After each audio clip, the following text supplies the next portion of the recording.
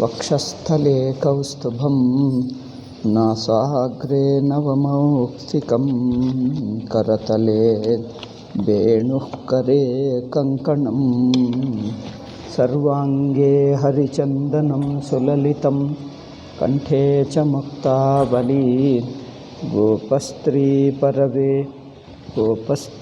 ಪರಿವೇಷ್ಟಿತೋ ವಿಜಯತೆ ಗೋಪಾಲಚೂಡಾಮಣಿಃ ವಂಶೀ ವಿಭೂಷಿತಕರಾನ್ನವನೀರದಾಭಾತ್ ಪೀತಾಂಬರಾದರುಣಬಿಂಬಫಲಾಧರೋಷ್ಠಾತ್ ಪೂರ್ಣೇಂದುಸುಂದರಮುಖಾದರವಿಂದನೇತ್ರಾತ್ ಕೃಷ್ಣಾತ್ ಪರಂ ಕಿಮಪಿ ತತ್ವಮಹಂ ನ ಜಾನೆ ಕೃಷ್ಣಾತ್ ಪರಂ ಕಿಮಪಿ ತತ್ವಮಹಂ ನ ಜಾನೆ. ಓಂ.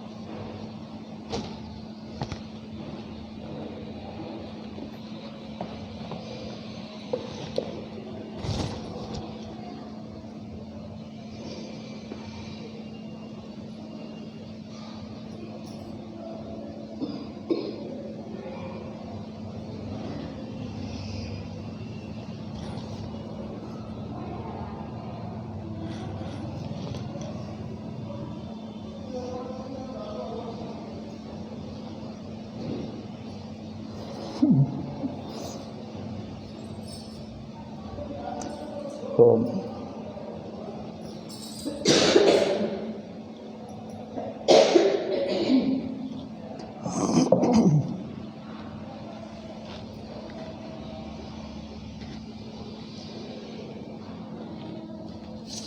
ಯಾವ ಶ್ಲೋಕ? ಇದು ಆಯ್ತಲ್ಲ, ಪರೋಕ್ಷವಾದ ಶ್ಲೋಕ 44ನೇದಾಯಿತು, 45ನೇದು ಅಲ್ಲವೇ? ನಾಚರೇದ್ ಯಸ್ತು ವೇದೋಕ್ತಂ ಸ್ವಯಮಗ್ನೋ ಜಿತೇಂದ್ರಿಯಃ ವಿಕರ್ಮಣಾ ಹ್ಯಧರ್ಮೇಣ ಮೃತ್ಯುಮುಪೈತಿ ಸಹ. ಸ್ವಯಂ ತೋ ಅಜ್ಞಾನಿ ಹೈ. ಇನ್ನು ಗುರುಗಳದೇ ಓದಲ್ಲ, ನಾನೇ ಹೇಳಿಬಿಡಲ್ಲ. ಗುರುಗಳು ಹೇಳಿದ್ದೇ ಓದೋಣ. ಹಿಂದಿ. ಆದ್ದರಿಂದ ಕರ್ಮ ಯಾರು ಮಾಡಬೇಕು ಅಂದರೆ ಸಾಮಾನ್ಯ ಜನರು, ಸಾಧಕರು, ಇನ್ನೂ ಮೇಲೆ ಮಟ್ಟಕ್ಕೂ ಹೋಗಬೇಕಾಗಿರುವವರು. ಯಾರು ಮೇಲೆ ಮಟ್ಟಕ್ಕೂ ಹೋಗಿದ್ದರೂ ಅವರಿಗೆ ಬೇಕಾಗಿಲ್ಲ. ಏಕೆಂದರೆ ಕರ್ಮ ಎಂಬುದು ಸಾಧನ. ಕರ್ಮ ಎಂಬುದು ಒಂದು ಶಿಕ್ಷೆ ಅಲ್ಲ. ಕರ್ಮ ಎಂಬುದು ಅವರು ಮಾಡಬೇಕು ಇವರು ಮಾಡಬಾರದು ಎಂಬುದು ಶಿಕ್ಷೆ ಅಲ್ಲ. ಶಿಕ್ಷೆ ಆದರೆ ಇವರಿಗೆ ಕೊಡ್ತೀವಿ ಇವರಿಗೆ ಕೊಡಲ್ಲ ಎಂದು ಅದೊಂದು ಸಾಧನ. ಯಾರಿಗೆ ಸಾಧನ ಬೇಕೋ ಅವರು ಮಾಡ್ತಾರೆ. ಬೇಕಾಗಿರುವವರು ಬಿಟ್ಟರೆ ಅವರಿಗಿನ್ನೂ ಡಬಲ್ ಪನಿಷ್ಮೆಂಟು ತಾನೇ ಬಂದು ಬಿಡ್ತಾರೆ. ಆದ್ದರಿಂದ ಬೇಕಾಗಿರುವವರು ಅವಶ್ಯ ಮಾಡಲೇಬೇಕು. ಆದರೆ ಕರ್ಮ ಬೇಕಾಗಿರುವವರು ಸನ್ಯಾಸ ತಗೊಂಡು ಬಿಡಬಾರದು ಅಲ್ಲವೇ? ಸನ್ಯಾಸ ಅಂದರೆ ಅರ್ಥವೇನು? ಯಾರಿಗೆ ನನಗೆ ಹಣ ಸಂಪಾದನೆ ಮಾಡಬೇಕು, ಭೋಗಗಳು ಬೇಕು, ನನಗೆ ಅವಾರ್ಡ್ ಬೇಕು, ಕೀರ್ತಿ ಬೇಕು ಅಲ್ಲ, ನನ್ನ ಹೆಸರು ಬೇಕು, ನನಗೆ ಅವಾರ್ಡ್ ಬೇಕು, ಕೀರ್ತಿ ಬೇಕು ಅನಿಸುತ್ತದೋ ಅಂಥವರು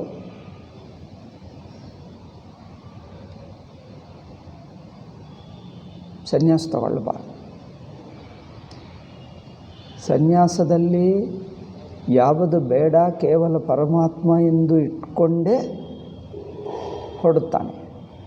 ಅಂಥ ಎಲ್ಲ ಆಸೆಗಳನ್ನು ಬಿಟ್ಟಿರುವವನೇ ಸನ್ಯಾಸಿ ಆಗಬೇಕು ಅಲ್ಲವೇ? ಅದು ಮುಖ್ಯ. ಆದರೆ ಜನರು ಏಕೆ ಸನ್ಯಾಸ ತಗೊಳ್ತಾರೋ ಅರ್ಥವಾಗಲ್ಲ. ಅಥವಾ ಕೆಲವರು ಎಷ್ಟು ದಡ್ಡರಿರುತ್ತಾರೆಂದರೆ ದಡ್ಡರೇ ತಗೊಳ್ತಾರೆ ಸನ್ಯಾಸ. ಒಬ್ಬನಿದ್ದಾನೆ ಈಗ ಬಂದಿದ್ದ ಇತ್ತೀಚೆಗೆ. ಅವರಿಗೆ ಏನು ಬೇಕಂದರೆ ಅವರಿಗೆ ತುಂಬ ಆಸೆಗಳಿವೆ. ಈಗ ಆಸೆಗಳು ಪೂರೈಸುವುದೇ ಅವರ ಸನ್ಯಾಸಿ ಗುರಿ ಆಗಿಬಿಟ್ಟಿದೆ ಅಲ್ಲವೇ. ಅವರಿಗೆ ಸಂಪಾದನೆ ಮಾಡಬೇಕು ಅಥವಾ ಇನ್ನೇನೋ ಕೀರ್ತಿ ಪಡ್ಕೊಳ್ಳಬೇಕು, ಸರ್ಕಾರದಿಂದ ತನಗೆ ಪದ್ಮಶ್ರೀಯೋ ಪದ್ಮವಿಭೂಷಣೋ ಅವಾರ್ಡ್ ಬರಬೇಕು, ಇದಕ್ಕೋಸ್ಕರ ಏನೇನೋ ಮಾಡಿ ಓಕೆ ಮತ್ತು ತಾನೇ ಮಾಡ್ಕೋ ಅಲ್ಲ, ಕಂಡು ಬಂದಿರೋರೆಲ್ಲ ಹಿಡ್ಕೊಳ್ತಾನೆ. ನನಗದು ಮಾಡಿಕೊಡು, ನನಗಿದು ಮಾಡಿಕೊಡು, ನನಗಿದು ಮಾಡಿಕೊಡು. ಕಂಡು ಬರದಿದ್ದರೆ ಅವರನ್ನು ದಾರಿಯನ್ನು ಕಾಯುತ್ತಾ ಅಲ್ಲಿ ಹೋಗಿರೋವನ್ನು ಹಿಡ್ಕೊಂಡು ಬಿಡಲ್ಲ. ಯಾಕಂದರೆ ಕಾಷಾಯ ನೋಡಿಕೊಂಡು ನೀವು ಬೈಯಲ್ಲವಲ್ಲ. ನನ್ನಂಥವನು ಕಾಷಾಯ ನೋಡಲ್ಲ, ಬೈಯುವುದೇ ಅಲ್ಲ, ನಾನು ಹೊಡೆಯುತ್ತೀನಿ, ನಾನು ಅಂಥವನೇ. ನನ್ನದು ಬೇರೆ. ಆದರೆ ಮಿಕ್ಕ ಜನರು ಯಾರು ಕಾಷಾಯ ನೋಡ್ಕೊಂಡು ಹೆದರ್ಕೊಂಡು ಅಯ್ಯೋ ಕಾಷಾಯ. ಇಲ್ಲಿ ಒಬ್ಬನಿದ್ದ, ಒಂದು ಬರುತ್ತಿದ್ದ, ನಾನು ಬೈದುಬಿಟ್ಟೆ. ಅವ್ರು ಬೈದರೆ ಮತ್ತೆ ಬೈಯೋಕ್ಕೆ ಆಗ್ತಾಯಿಲ್ಲ. ಅವ್ರು ಯಾರು ಹೆಸರು ಹೇಳಿದರೆ ನೀವೆಲ್ಲರೂ ಬೇಜಾರು ಮಾಡ್ಕೊಳ್ತೀನಿ, ನಾನು ಹೆಸರು ಹೇಳಲ್ಲ. ಅಲ್ಲಿ ಬರುತ್ತಿದ್ದ, ತುಂಬ ಹಿಂಸೆ, ಮಹಾ ಹಿಂಸೆ ಮಾಡುವುದು. ಸುಮ್ಮನೆ ಕುಳಿತಿದ್ದರೆ ಕುಳಿತಿರಲ್ಲ, ಬಿಡಲ್ಲ, ನಿಂತಿದ್ದರೆ ನಿಂತಿರುವಕ್ಕೆ ಬಿಡಲ್ಲ. ಅವರಿಗೆ ಮಹಾ ಆಸೆ ಇದೆ. ಅವರನ್ನು ನೋಡಿಕೊಂಡು ಲೋಕದಲ್ಲಿ ಅವರಿಗೆ 5-6 ಆಶ್ರಮಗಳಿವೆ ಕರ್ನಾಟಕದಲ್ಲಿ. ಇಡೀ ಕರ್ನಾಟಕ ಅವರ ಭಕ್ತರೇ. ಅವರನ್ನು ಏನೋ ದೊಡ್ಡ ಮಹಾತ್ಮರು ಅಂದ್ಕೊಳ್ತಾರೆ. ನನಗೆ ಒಂದು ಹುಚ್ಚು ಅನಿಸಿತು ಅವರನ್ನು ನೋಡಿದರೆ. ಒಂದು ಸಣ್ಣ ಮಗು, ಬುದ್ಧಿ ಇಲ್ಲದ ಮೂರ್ಖ. ಅವರಿಗೆ ಎನಿವೆ ನನ್ನ ದೃಷ್ಟಿ ಹಾಗೇ ಇರುತ್ತದೆ, ನಿಮಗೆಲ್ಲರಿಗೆ ದೊಡ್ಡವನೇ ಆಗಬಹುದು. ನನಗೆ ಮೂರ್ಖ ಅನಿಸಿದ. ಅವರು ತುಂಬ ಹಿಂಸೆ ಮಾಡುತ್ತಿದ್ದರೆ ಒಂದು ಸಲ ಬೈದರೆ ನನ್ನ ನೋಡಿ ಹೆದರ್ಕೊಂಡ. ಆವಾಗಿನಿಂದ ಇಲ್ಲಿ ಆಶ್ರಮಕ್ಕೆ ಬರಲ್ಲ. ಬಂದರೆ ನನ್ನ ಜೊತೆಗೆ ಮರ್ಯಾದೆ ಆಗಿರುತ್ತೆ, ನನಗೆ ಹೆಚ್ಚು ಮಾತಾಡಲ್ಲ. ಇಲ್ಲದಿದ್ದರೆ ಏನೇನೋ ತಲಾಭಾರ ಇಲ್ಲದೆ ಮಾತಾಡೋದು ಅಲ್ಲವೇ. ನಿಮಗೇನು ಅನಿಸುತ್ತದೆ? ಕಾಷಾಯ ಹಾಕ್ಕೊಂಡ್ರೆ ಸಾಕು ದೊಡ್ಡದು ಅನಿಸುತ್ತೆ. ಸಿದ್ಧಿಗಳಿದ್ದರೂ ನನಗೆ ಮೂರ್ಖನೇ ಆಗ್ತಾನೆ. ನಾನು ಸಿದ್ಧಿಗಳನ್ನು ಲೆಕ್ಕ ಮಾಡಲ್ಲ. ಸಿದ್ಧಿಗಳು ಏನು, ಅದೊಂದು ಮಕ್ಕಳ ಕೆಲಸ, ಅದೇನು ದೊಡ್ಡ ಬುದ್ಧಿ ಅದೇನು. ಆಸೆ ಇರುವವನಿಗೆ ಸಿದ್ಧಿಗಳು ಇಟ್ಕೊಳ್ತಾನೆ, ಆಸೆ ಇಲ್ಲದವರು ಸಿದ್ಧಿ ಇಟ್ಕೊಳ್ತಾನೆ. ಏನೋ ಹಾಗೆ ಮಾಡಿ ಹೀಗೆ ಮಾಡಿ ದಿವ್ಯ ದೃಷ್ಟಿ ನಿಮ್ಮ ಮನಸ್ಸಿನಲ್ಲಿ ಅದಿದೆ, ನಿಮ್ಮ ಅಲ್ಲಿಂದ ಬಂದಿದ್ದೀವಿ ತಿಳ್ಕೊಂಡ್ರೆ ಏನಾಗುತ್ತದೆ? ಪಕ್ಷಿಗೆ ಗೊತ್ತು ಅಲ್ಲಿಂದ ಕಂಡು ಬರ್ತದೆ ಅಲ್ಲವೇ. ನಾಯಿ ವಾಸನೆ ನೋಡಿ ಕಳ್ಳತನ ಮಾಡಿದ ವಾರ ದಿವಸ ನಂತರ ಗೊತ್ತು ಮಾಡ್ತದೆ. ನಾಯಿಗಿಂತ ಹೆಚ್ಚ ಈ ಕುಂಟು ಸ್ವಾಮಿ? ನಾಯಿಗಿಂತ ಹೆಚ್ಚ? ನಾಯಿಗೆ ಗೊತ್ತು ಅಲ್ಲವೇ. ನಾಯಿ ನಮಗಿಂತ ಹೆಚ್ಚಾಯಿತಾ ಏನಪ್ಪ? ವಾಸನ ಕಳ್ಳತನ ಮಾಡಿ ಹೋದರೆ ವಾರ ದಿವಸ ನಂತರ ಅಲ್ಲ, ತಿಂಗಳ ನಂತರ ವಾಸನ ನೋಡಿಕೊಂಡು ಅವನೇ ಹೋಗಿ ಎಲ್ಲೋ ಅಲ್ಲಿ ಬಂದು ಹಿಡಿದು ಬಿಡ್ತದೆ, ಮನುಷ್ಯನನ್ನು ಹಿಡ್ಕೊಳ್ತಾನೆ. ಆದ್ದರಿಂದ ಇವರಿಗೇನು ದಿವ್ಯ ದೃಷ್ಟಿ ಇದೆ ಅಂತ ಓಲ್ ಕರ್ನಾಟಕ ಅವರು ಬಂದರೆ ಸಾಕು, ಇಡೀ ಕರ್ನಾಟಕ ಹೋಗ್ತದೆ ಅವ್ರನ್ನ ನೋಡಲಿಕ್ಕೆ. ನನಗೆ ಅನಿಸಿತು, ನಾನು ಹೋಗ್ತಾ ಇಲ್ಲ ಅಂದರೆ ನನ್ನ ಮೇಲೆ ನಾನೇನೋ ಕೆಟ್ಟವನೆಂದು ಪ್ರಚಾರ ಮಾಡಿಬಿಟ್ಟ.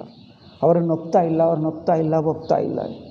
ಅಯ್ಯೋ ರಾಮ, ನನಗೆ ಪ್ರವಚನ ಹೇಳುವುದೇ ಕಷ್ಟ ಇಂಥವರನ್ನು ನೋಡಿದ್ದರೆ.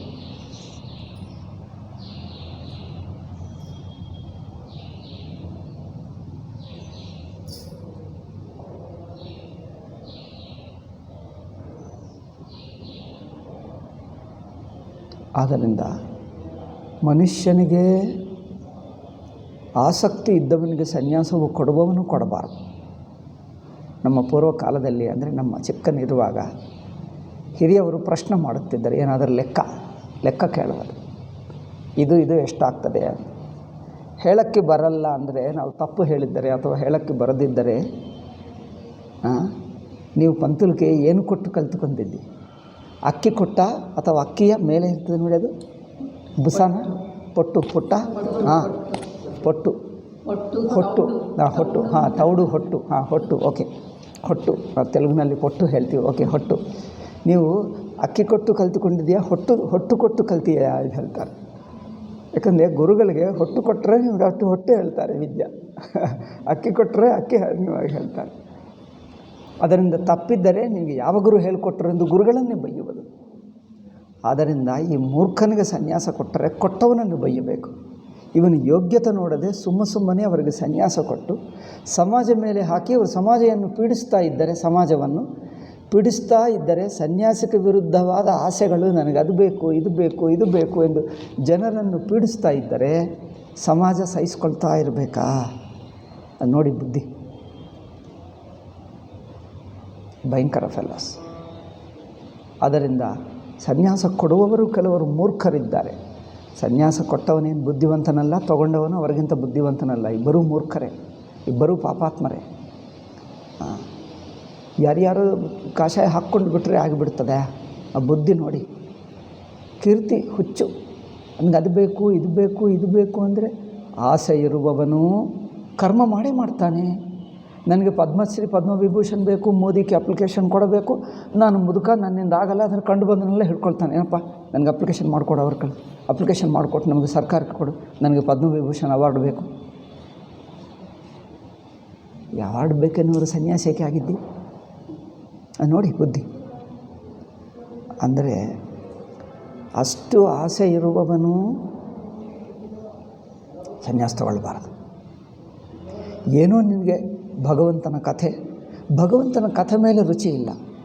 ಏನಾದರೂ ಭಾಗವತ, ರಾಮಾಯಣ, ಯಾವುದೋ ಇಷ್ಟ ದೇವತ ನಿಮಗೆ, ರಾಮ, ಕೃಷ್ಣ, ಶಿವ ಯಾರಿದ್ದರೆ ಅವರು ಇಷ್ಟ ದೇವತೆ, ಯಾರಿದ್ದರೆ ಅವರು ನೋಡಿ.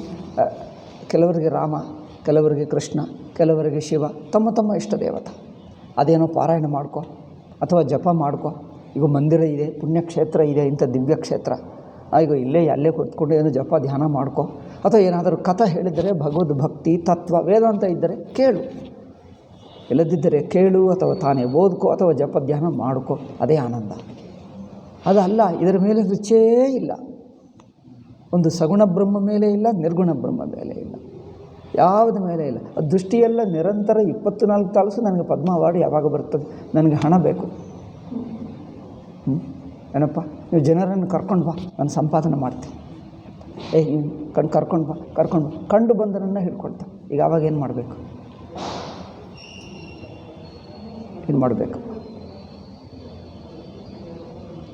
ಇದೆಲ್ಲ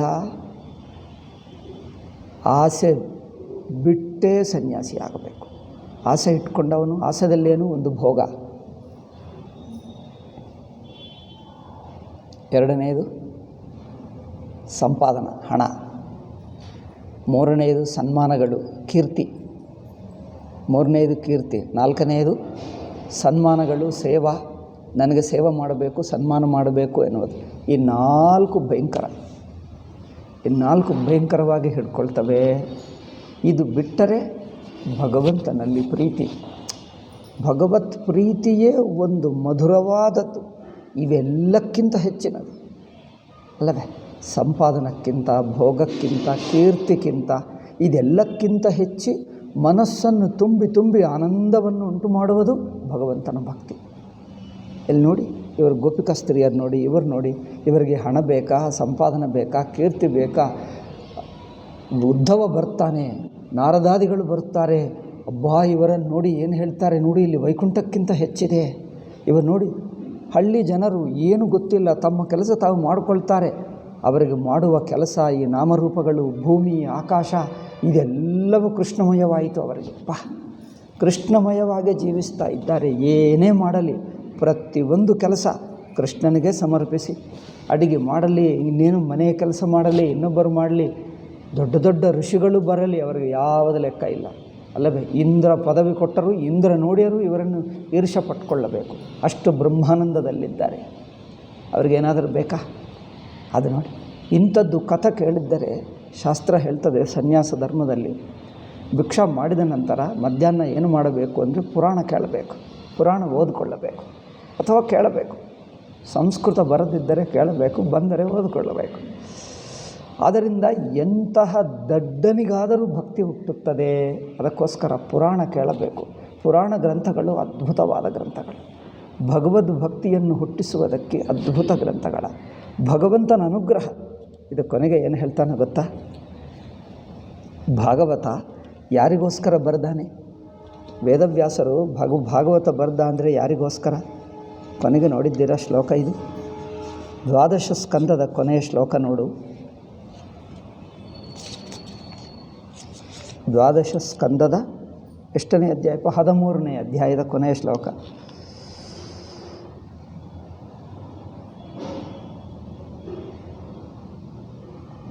ಶ್ರೀಮದ್ಭಾಗವತಂ ಪುರಾಣಮಮಲಂ ಯದ್ವೈಷ್ಣವಾನಾಂ ಪ್ರಿಯಂ ಭಗವದ್ ಭಕ್ತರಿಗೆ ಅತ್ಯಂತ ಪ್ರಿಯವಾಗಿದೆ. ವೈಷ್ಣವ ಅಂದರೆ ವಿಷ್ಣು ಭಕ್ತ, ವಿಷ್ಣು ಭಕ್ತ ಅಂದರೆ ಭಗವದ್ ಭಕ್ತ. ಏನು ವಿಷ್ಣು ಭಕ್ತನೇ ಅಂದೇನು ಅಂತ ಬಿಡಿ ಏನಿಲ್ಲ. ವಿಷ್ಣು ಭಕ್ತ, ಶಿವಭಕ್ತ, ದೇವಿ ಭಕ್ತ, ರಾಮ ಭಕ್ತ ಎಲ್ಲರೂ ಒಂದೇ. ಭಕ್ತ ಅಂದರೆ ಸಾಕು ಭಕ್ತನೇ. ಭಕ್ತರಿಗೆ ಅತ್ಯಂತ ಪ್ರಿಯವಾದದ್ದು ಇದು ಭಾಗವತ. ಅಷ್ಟೇ ಅಲ್ಲದೆ ಶ್ರೀಮದ್ಭಾಗವತಂ ಪುರಾಣಮಮಲಂ ಯದ್ವೈಷ್ಣವಾನಾಂ ಪ್ರಿಯಂ ಯಸ್ಮಿನ್ ಪಾರಮಹಂಸಮೇಕಮಮಲಂ ಜ್ಞಾನಂ ಪರಂ ಗೀಯತೆ. ಇದು ಪಾರಮಹಂಸ ಧರ್ಮ. ಇದರಲ್ಲಿ ಸನ್ಯಾಸ ಧರ್ಮನೇ ಇದೆ ಭಾಗವತದಲ್ಲಿ. ಪಾರಮಹಂಸ ಧರ್ಮಮೇಕಮಮಲ, ಪವಿತ್ರವಾದ ಪರಮಹಂಸ ಸನ್ಯಾಸಿ ಧರ್ಮನೇ ಇದರಲ್ಲಿದೆ. ಸನ್ಯಾಸಿ ಧರ್ಮ ಏನು? ಭಗವತ್ ಪ್ರೀತಿ.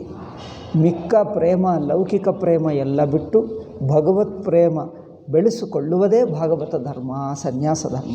ಸನ್ಯಾಸಿಗೆ ಬೇರೆ ಧರ್ಮ ಏನಾದರೂ ಇದೆ? ಎಲ್ಲ ಬಿಟ್ಟು ಕೇವಲ ಭಗವತ್ ಪ್ರೀತಿ ಬೆಳೆಸಿಕೊಳ್ಳುವುದೇ ಭಾಗವತ ಧರ್ಮ, ಸನ್ಯಾಸ ಧರ್ಮ. ಆದ್ದರಿಂದ ಪಾರಮಹಂಸ ಧರ್ಮ ಏಕಂ ಅದೊಂದೇ ಇದೆ, ಬೇರೆ ಏನಿಲ್ಲ. ಲೌಕಿಕರಿಗೆ ಇದರಲ್ಲಿ ರುಚಿ ಹುಟ್ಟಲ್ಲ. ಭಾಗವತ ಮೇಲೆ ರುಚಿ ಹುಟ್ಟಿತ್ತು ಅಂದರೆ ಅವರು ಸಾಮಾನ್ಯನಲ್ಲ, ಒಂದು ಸನ್ಯಾಸಿ ಸಮಾನ. ಏಕೆ? ಅದರಲ್ಲಿ ಕೇವಲ ಭಗವತ್ ಪ್ರೀತಿ ಬಿಟ್ಟು ಇಲ್ಲಿಗೆ ಬಂದಾಗ ನಿಮಗೆ ಹಣ, ನಿಮ್ಮ ವ್ಯಕ್ತಿಗತ ಪ್ರಶಂಸ, ನಿಮಗೆ ಭೋಗ ಇಲ್ಲೇನಾದರೂ ಕೊಡ್ತಾರೆ? ಯಾರೂ ಏನು ಕೊಡಲ್ಲ. ಭೋಗ ಇಲ್ಲ, ಕೀರ್ತಿ ಇಲ್ಲ, ನಿಮ್ಮನ್ನು ಇನ್ನೊಬ್ಬರು ನೋಡುವರೂ ಅಲ್ಲ. ನಿಮಗೆ ಲೌಕಿಕವು ಯಾವುದು? ಲೌಕಿಕ ಆಸಕ್ತಿ, ಮಮಕಾರ ಎಲ್ಲ ಹೆಚ್ಚೆಚ್ಚು ಮಾಡಿಸ್ತಾರೆ ಏನು? ನಿಮಗೆ ಲೌಕಿಕ ಮಮಕಾರಕ್ಕೆ ಯಾವುದೂ ಅವಕಾಶವಿಲ್ಲ, ಅದು ಬಿಡಿಸ್ತಾರೆ. ಅಂದರೆ ಆದರೂ ಭಾಗವತ ಕೇಳುವುದು ಇಷ್ಟವಾಗ್ತಾ ಇದೆ ಅಂದರೆ ಭಗವಂತನ ಪ್ರೇಮ ಮೇಲೆ ಪ್ರೇಮ ಮನಸ್ಸು ನಿಂತಿದೆ ಅಂದರೆ ಆ ಪ್ರೇಮನೇ ಇಷ್ಟವಾಗ್ತಾ ಇದೆ. ಅಂಥವರಿಗೆ ಇದು ಇಷ್ಟವಾಗ್ತದೆ. ಅದರಿಂದ ಪಾರಮಹಂಸ ಧರ್ಮ ಇದು. ಅದರಿಂದ ಭಾಗವತ ಮೇಲೆ ರುಚಿ ಹುಟ್ಟಿತು ಅಂದರೆ ಅವರ ಬುದ್ಧಿ ಸನ್ಯಾಸ ತರಹ ಬುದ್ಧಿ ಆಯಿತು ಎಂದರ್ಥ. ತತ್ರ ಜ್ಞಾನ ವಿರಾಗ ಭಕ್ತಿ ಸಹಿತಂ. ಇಲ್ಲಿ ಜ್ಞಾನ ಇದೆ, ವೈರಾಗ್ಯ ಇದೆ, ಭಕ್ತಿ ಇದೆ. ಇದರ ಸಹಿತ ನೈಷ್ಕರ್ಮ್ಯಮಾವಿಷ್ಕೃತಂ ಸರ್ವಕರ್ಮ ಸನ್ಯಾಸ. ಎಲ್ಲ ಕರ್ಮಗಳನ್ನು ದಾಟಿಬಿಡು. ಕರ್ಮ ಅಂದರೆ ಅದು ಬೇಕು, ಇದು ಬೇಕು, ಅದು ಮಾಡಬೇಕು, ಇದು ಮಾಡಬೇಕು. ಮನಸ್ಸಿನಲ್ಲಿ ಒತ್ತಡ ಬಿಟ್ಟು ಬಿಡ್ತದೆ. ಏನು? ಅದು ಮಾಡಬೇಕು, ಇದು ಮಾಡಬೇಕು ಅನಿಸಲ್ಲ. ಏಕೆ? ಯಾವುದೋ ನಡೆಯುತ್ತದೆ, ನಡೆಯಲ್ಲ ನಮಗೆ. ಅದು ಮಾಡಬೇಕು, ಇದು ಮಾಡಬೇಕೆಂಬ ಒತ್ತಡ ಆಸೆದಿಂದ ಬರುತ್ತದೆ. ಆಸೆಗಳೆಲ್ಲ ಬಿಟ್ಟಾಗ ಅದು ಇದು ಮಾಡಬೇಕೆಂಬ ಆಸೆ ಬಿಟ್ಟು ಬಿಡ್ತಾನೆ. ಅದರಿಂದ ನೈಷ್ಕರ್ಮ್ಯ ಆಗಿಬಿಡ್ತಾನೆ. ಪರೀಕ್ಷಿತ್ತು ಹಾಗೆ ಎಲ್ಲಿದ್ದರೂ ಪರೀಕ್ಷಿತ್ತು ಗಂಗಾ ದಡದಲ್ಲಿ ಕೂತಿದ್ದ ಹಾಗೆ ಇರುತ್ತದೆ. ನಾವು ಹಾಗೆ ಎಲ್ಲ ಬಿಟ್ಟಿದ್ದೇವೆ, ಗಂಗಾ ದಡದಲ್ಲಿ ಕೂತಿದ್ದೇವೆ. ಎಲ್ಲಿದ್ದರೆ ಏನು? ಅದೇ ಗಂಗಾದಡ. ಗಂಗಾದಡ ಅಂದರೆ ಏನು? ಮನಸ್ಸು ವೈರಾಗ್ಯವಾದರೆ ಗಂಗಾದಡ ಅಷ್ಟೇ. ಗಂಗಾ ವೈರಾಗ್ಯ ಸೂಚಕ. ಅಲ್ಲಿ ಹೇಳ್ತಾರೆ, ಋಷಿಕೇಶ್ನಲ್ಲಿ, ಉತ್ತರ ಭಾರತದಲ್ಲಿ ಹೇಳ್ತಾರೆ, ಗಂಗಾ ದಡದಲ್ಲಿ ವೇದಾಂತಿಗಳಿರುತ್ತಾರೆ, ವಿರಕ್ತರಿರುತ್ತಾರೆ. ಭಕ್ತರು ಯಮುನಾ ದಡದಲ್ಲಿರುತ್ತಾರೆ ಅಲ್ಲವೇ? ತಪಸ್ವಿಗಳು ನರ್ಮದಾ ತೀರದಲ್ಲಿರುತ್ತಾರೆ. ಕೇಳಿದ್ದೀರಾ? ನರ್ಮದಾ ತೀರಕ್ಕೆ ಹೋಗುವರು ಕೇಳಿದ್ದೀರಾ? ಇತ್ತೀಚೆಗೆ ಹೋಗ್ತಾ ಇದ್ದಾರೆ. ಹಿಂದೆ ದಕ್ಷಿಣಾತ್ಯರಿಗೆ ಗೊತ್ತೇ ಇಲ್ಲ, ಎಲ್ಲ ಉತ್ತರರಿಗೆ ಗೊತ್ತು. ಇತ್ತೀಚೆಗೆ ಕೆಲವರು ಹೋಗ್ತಾ ಇದ್ದಾರೆ ತಪಸ್ಸು ಮಾಡುವುದಕ್ಕೆ. ನರ್ಮದಾ ದಡ, ನರ್ಮದಾ ಸುತ್ತು. ನರ್ಮದಾ ಹುಟ್ಟಿರುವ ಜಾಗ ಯಾವುದು? ಮಧ್ಯಪ್ರದೇಶನಲ್ಲಿ ಅಮರಕಂಟಕ್ ಅಂತ. ಅಮರಕಂಟಕ್ ಕೇಳಿದ್ರೆ ದೊಡ್ಡ ಪರ್ವತ, ವಿಂಧ್ಯ ಪರ್ವತ. ಆ ವಿಂಧ್ಯ ಪರ್ವತ ಮೇಲೆ ಅಮರಕಂಟಕ್ ಎಂದ ಜಾಗ ಇದೆ. ಅಲ್ಲಿ ನರ್ಮದಾ ನದಿ ಹುಟ್ಟಿತು. ಅಲ್ಲಿಂದ ಮಿಕ್ಕ ನದಿಗಳೆಲ್ಲ ಏನು ಈ ಪಶ್ಚಿಮಕ್ಕೆ ಹುಟ್ಟಿ ಈ ಸೈಡ್ ಹೋಗುತ್ತವೆ. ಪೂರ್ವ ದಿಕ್ಕಕ್ಕೆ ಹೋಗಿ ಅದೇನು ಬಂಗಾಳ ಕೊಲ್ಲಿಯಲ್ಲಿ ಸೇರಿಕೊಂಡರೆ ಈ ನರ್ಮದಾ ಒಂದು ಮಾತ್ರ ಈ ಸೈಡ್ ಹುಟ್ಟಿ ಆ ಸೈಡ್ ಹೋಗುತ್ತೆ. ಗೊತ್ತಾ? ನರ್ಮದಾ ಒಂದೇ ನದಿ. ನರ್ಮದಾ ತಪತಿ ಹೇಳ್ತಾರೆ. ನರ್ಮದಾ ನದಿ ವಿಂಧ್ಯದಲ್ಲಿ ಹುಟ್ಟಿ, ಇದು ವಿಂಧ್ಯ ಮಧ್ಯದಲ್ಲಿ ಎತ್ತರ ಇದೆ, ಮಧ್ಯಪ್ರದೇಶ. ಅದರಿಂದ ಅದು ಈ ಸೈಡು ಹರಿದು ಆ ಗುಜರಾತ್ನಲ್ಲಿ ಅದೇನು ಈ ಅರೇಬಿಯಾ ಸಮುದ್ರದಲ್ಲಿ ಸೇರಿಕೊಳ್ತವೆ. ನಮಗೆ ಮಿಕ್ಕ ನದಿಗಳೆಲ್ಲ ನೋಡಿ, ಕಾವೇರಿ ಇದೆಲ್ಲ ಇಲ್ಲಿ ಹುಟ್ಟುತ್ತವೆ. ಇಲ್ಲಿ ಸಮುದ್ರಕ್ಕೆ ಹತ್ತಿರ ಪೂರ್ತಿ ದೇಶವೆಲ್ಲ ಹರಿದು ಆ ಸೈಡ್ ಹೋಗುತ್ತವೆ. ಅಂದರೆ ನಮ್ಮ ಭಾರತ ದೇಶ ಭೂಮಿಯೆಲ್ಲ ಹೀಗೆ ಇದೆ. ಇದಕ್ಕೇನು ಹೇಳ್ತಾರೆ? ತಗ್ಗು ಈ ಸೈಡ್ ಇದೆ, ಎಲ್ಲಿ ಪೂರ್ವಕ್ಕಿದೆ. ಪಶ್ಚಿಮದಿಂದ ನದಿಗಳು ಹುಟ್ಟಿ ಈ ಸೈಡ್ ಹೋಗ್ತವೆ. ಏಕೆ? ನದಿ ನಮ್ಮ ಭೂಭಾಗವೇ ಹೀಗೆ ಇದೆ, ಈ ಸೈಡ್ ತಗ್ಗು ಇದೆ.